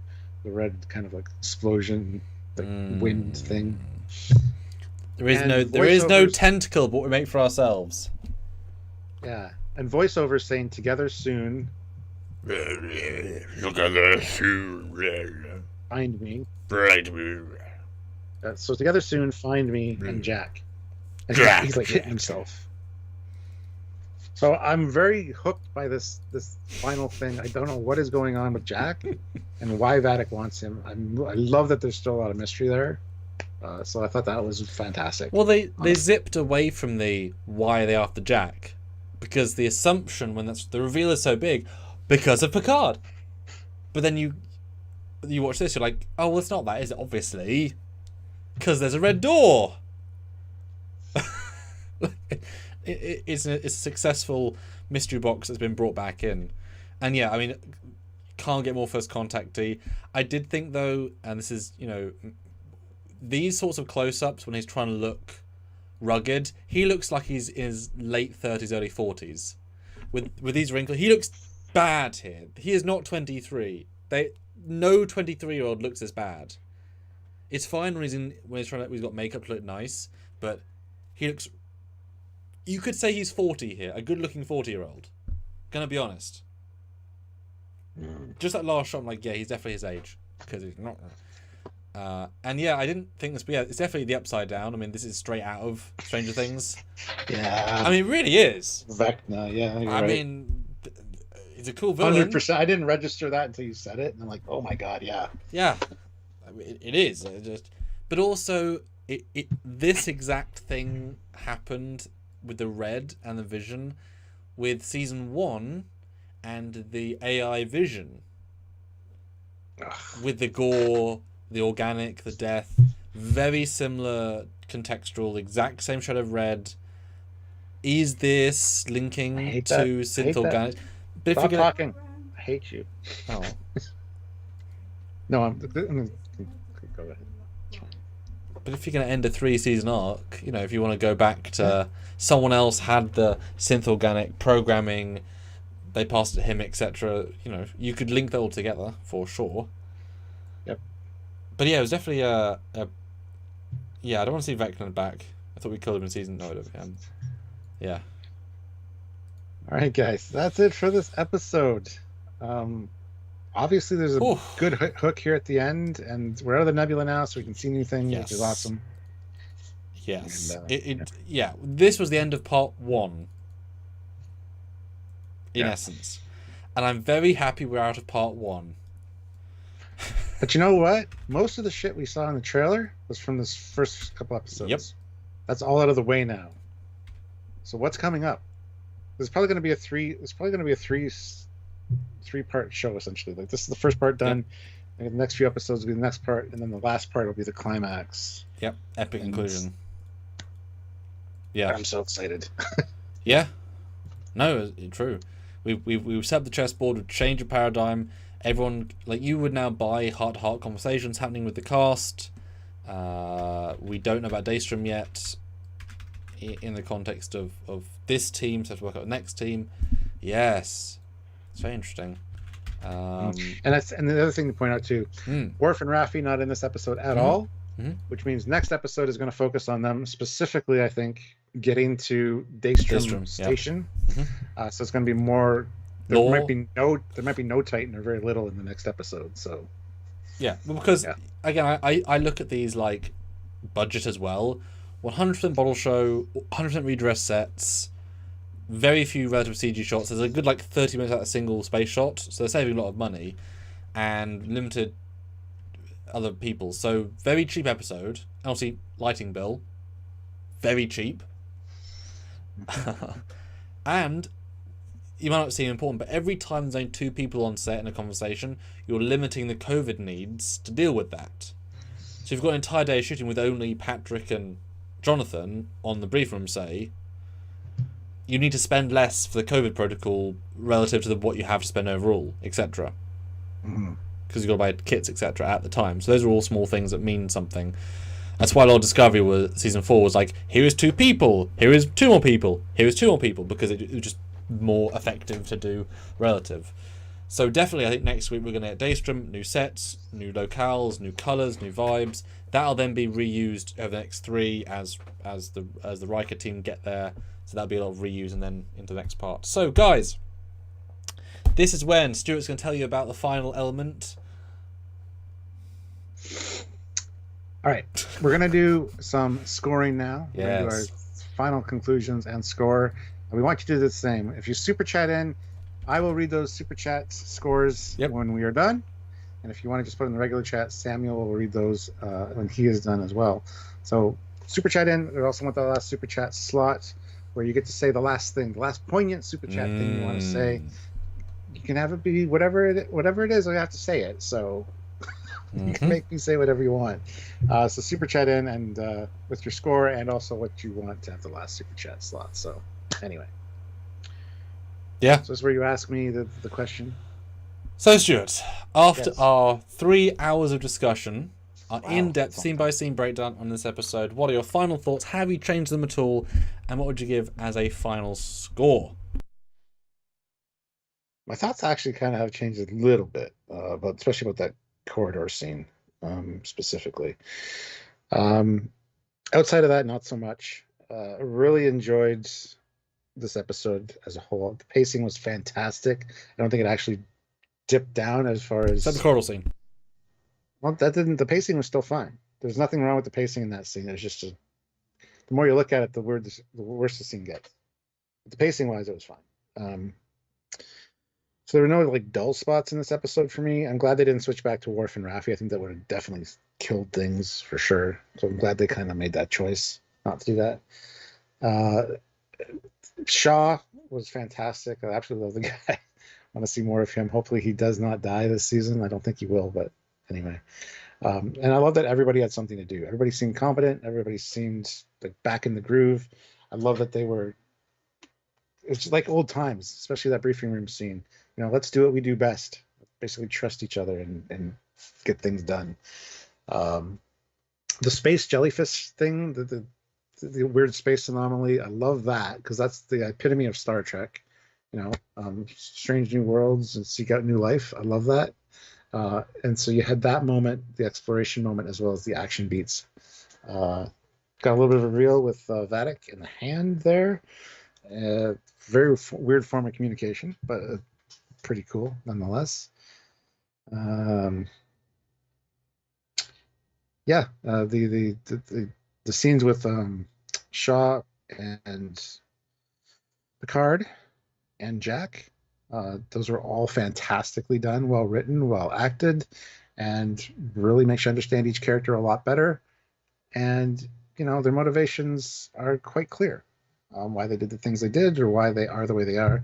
And again, that's just top-notch writing. So thank God, finally, good writing. All right, score-wise, I'm going to give this one a 9.43 out of 10 for this season. For all of Picard, all seasons of Picard, I'm going to give this a 9.51. I don't know. 9.51 we'll go with. It's yeah, I think it's probably the best one of the season. So how about you? So I'm staring at the numbers there. Yeah, so this episode, as I said earlier, is it's character, it's discussion, it's dialogue, it's nuance. And if you were to season 1 this, where everyone felt wrong and Picard was always being pushed and punched and prodded, it would feel terrible. But none of that is represented here. Everyone plays a role. It is not hard to write the TNG cast. It isn't. Seriously. Just take someone that really cares with a good heart to move forward, right? Rather than those that were taking over in 1 and 2. Like, that's important, Yeah. So when you do that, oh look, they work, etc. Yeah. I mean, yeah. We summarized it so well in 3 hours. It was a great summary of 3 hours. The thing about it is that I like more story in my stories, because almost nothing happened. Actually, things happen in 56 minutes, right? But that's not the point of the episode. So what I personally enjoyed versus what I think I can clarify as the best episode is different, because the artistry here in the script is so superb, but nothing really happened. Like, obviously a thing happened at the end, but that's one thing inside lots of other things. So, I'm wondering, is it the best episode of the season? Well, these are hard things to qualify, Like, I wish other things could have happened to make it even cooler or more fun, but what's there isn't defined by that. It's like, we both say Measure of Man's phenomenal. It's people talking the whole episode. So it might not be your favourite because visually, like things like Yes Enterprise, it's just cooler, but they're both amazing for different reasons. You know what I mean? That's where the territory I'm at here. It's not that it's not great. It's, do I enjoy it as much as other ones versus is it objectively better because of these other reasons? That's the one I'm trying to work out right now. Do you have anything to say on that note? No, I don't have anything to say. I've said a lot during this last 3 hours. I know. So I think it probably is objectively the best episode of the season, just quality-wise, if the least happened.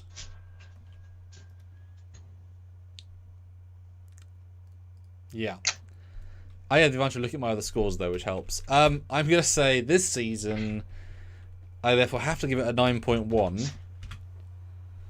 But I think of all of Picard, it sings even stronger. Just because the nature of it. I mean, this is better than everything in season 1 and season 2. Yeah. Except episode 1 of season 2, that was really good. So I'll say 9.1 for this season, because it's definitely up there.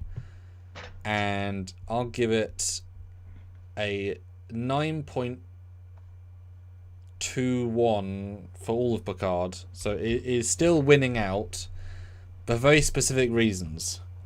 But I do hope there's better episodes, because this does not deserve to be the best episode of the season. If it is the best episode, that's a real shame, because it can do better, right? If it can't, that's sad, because it's just pure talking, but still very good. Yes, gosh, tricky. There you go. That's my thoughts. All right, let's see what you guys are saying. The Sprinkles, member for 7 months at the Rank of Ensign, says a solid 8.5 out of 10 for me. Cool. Patrick Needhoff, new member, has joined the channel at the Rank of Ensign. Welcome aboard, Ensign. Ensign? Ship. Yes. Doom 75X, Okay. $2. No comment, but thank you so much.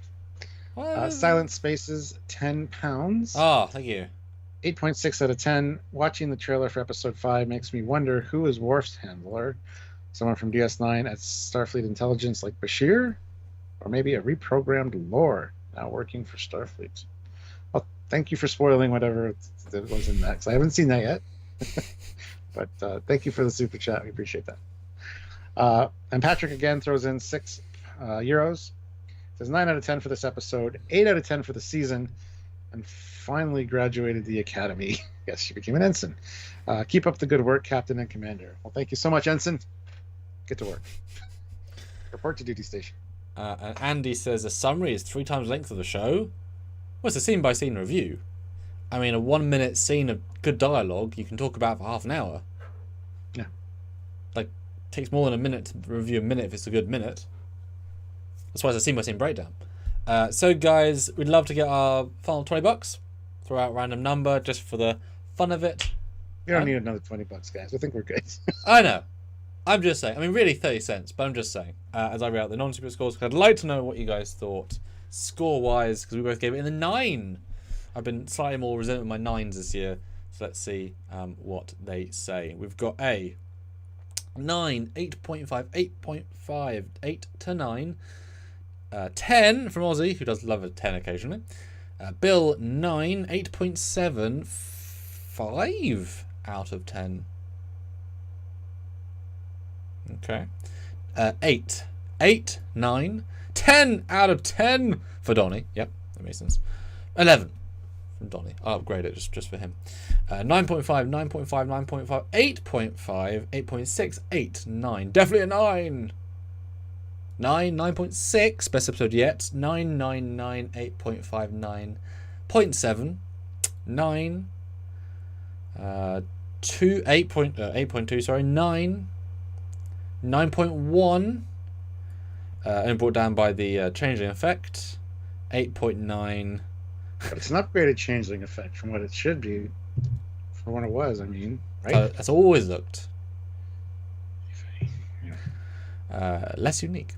Charles, 8.5. Vatic, redefine the phrase talk to the hand. You already made that joke. 7 out of 9. And 10 out of 10 for Donnie. See? Donnie, yep, you always give a 10. He loves everything. 9.1, 9. 9.1, 9.8, 8, 9, 9.2, 7, 5, 9.5, and 9. And Charles is not like the holodeck retconning. I mean, it's only retconning in that it happens now. We've never seen the Picard era, so you can't say it happened in Voyager. We just know it happens now. There's no retcon; it's an addition. Yeah. Yes, Starship. It was cool. General Grievous, $2. Another Ensign, still higher ranked than Harry Kim. Yes. You've said that Andy as well, Clinton. as well. Andy Clinton throws in $5 with no comment, and then throws in another $20 with no comment. So thank you very much, Andy. Your non-comments are comments in and of themselves. I mean, so thank you so much. We love that giant orange slab of Just number. shows support for us. So even though there's no comment, we know that you're supporting us. So Yeah. we appreciate that. And those things mount up super, as obviously you just did too. Yes, so this week, guys, we have a detailed look at the Changeling morphing hand thingy. We've got a Nemesis phaser discussion, which is actually quite interesting, and we did also the Titans in dry dock. Yes, there was a new thing with the Titans. The story of the Titans continues. Trying to clear it up, trying to make it make more sense. So They're trying. we're trying to help. Yes. So yeah, tune in for those over the weekend, guys. And join us for other week lives. We might also have a special guest next week on Wednesday. I've been editing, but I should probably send the email again saying, hey, do you actually want to do Wednesday? Which will be fun. We'll be able to announce that as soon as we know. As I guess probably a lot of you do know, which is fun. That could be It's really not fun. Terry Metalis. much as you might. It's not. The fact that we can say that and be totally real, it could be, is a good sign. Yeah. And he says, next generation, Star Trek the third generation. Yes. Not too bad. Yeah. All right, guys. Thank Very you cool. so much for joining us. Hit the like button if you haven't. Oh, Super final thanks poll. if you're watching this after the fact. Final poll, 138 votes. Now Terry said Vatic is a changeling. Do you actually believe him? 57%. Only 57%. Only 57 say yes. Deary me. Funny. Funny. Nice. Well, see, Bill Barkley says I'm surprised that Terry actually came out and revealed that Vatic is. But there you go. Yeah, you say that. And before this episode, he also revealed that his favorite track on this episode's soundtrack was "Funeral for Shaw," which somebody messaged me about and said, "This is an awful spoiler from Terry. Why would he post this?" I didn't see the tweet personally, except for the screenshot of the one that he sent. Yeah. But I was like, 3 days leading up to it, I thought "Funeral for Shaw." That's what I expected. I kept expecting him to die. I didn't know that. And I'm glad that didn't happen. I think Terry was just fucking with people. So I don't know. I don't know if I believe the Changeling thing. Sorry. I mean, yeah, but it was in subtitles, episode 2, which are official. And you know, she has a changing hand. I mean, what more proof that she has a changeling? Like, she already did a changeling thing, but okay, we'll see. And Joseph might we get some culture on Wednesday? No. But there's never any culture on. No, Andy Clinton throws in another $20. Wow, Andy, you're just killing it. Thank you so much. that is a wow. What would you like to say? Please say something to match that 20. Oh, Andy did say Discovery was canceled for a reason, and Star Trek: The Third Generation, and some laughy faces. So, Yep. there you go. These are all things. Dear me. Oh, and he wants a Titan A series, Mm-hmm. and he gave it a 9.5. There you go. Yeah. No, I mean, we're now in part 2. They're going to be fresh slate. And I'm sure we'll do a prediction live maybe on Wednesday. Although not on Wednesday, because that person knows what happens. Not on Wednesday. Dear me. Cool. Anyway, let's leave it there. All right, guys. Thank you so much for watching. Have yourselves a great weekend. Mm-hmm. Check out our content, and we'll see you guys next week. Yes. Bye. Until then. Until then, he's Commander Cocking. He's got a Foley. Yeah. That's what we do here, Stuart. Bye, guys. This is our outro.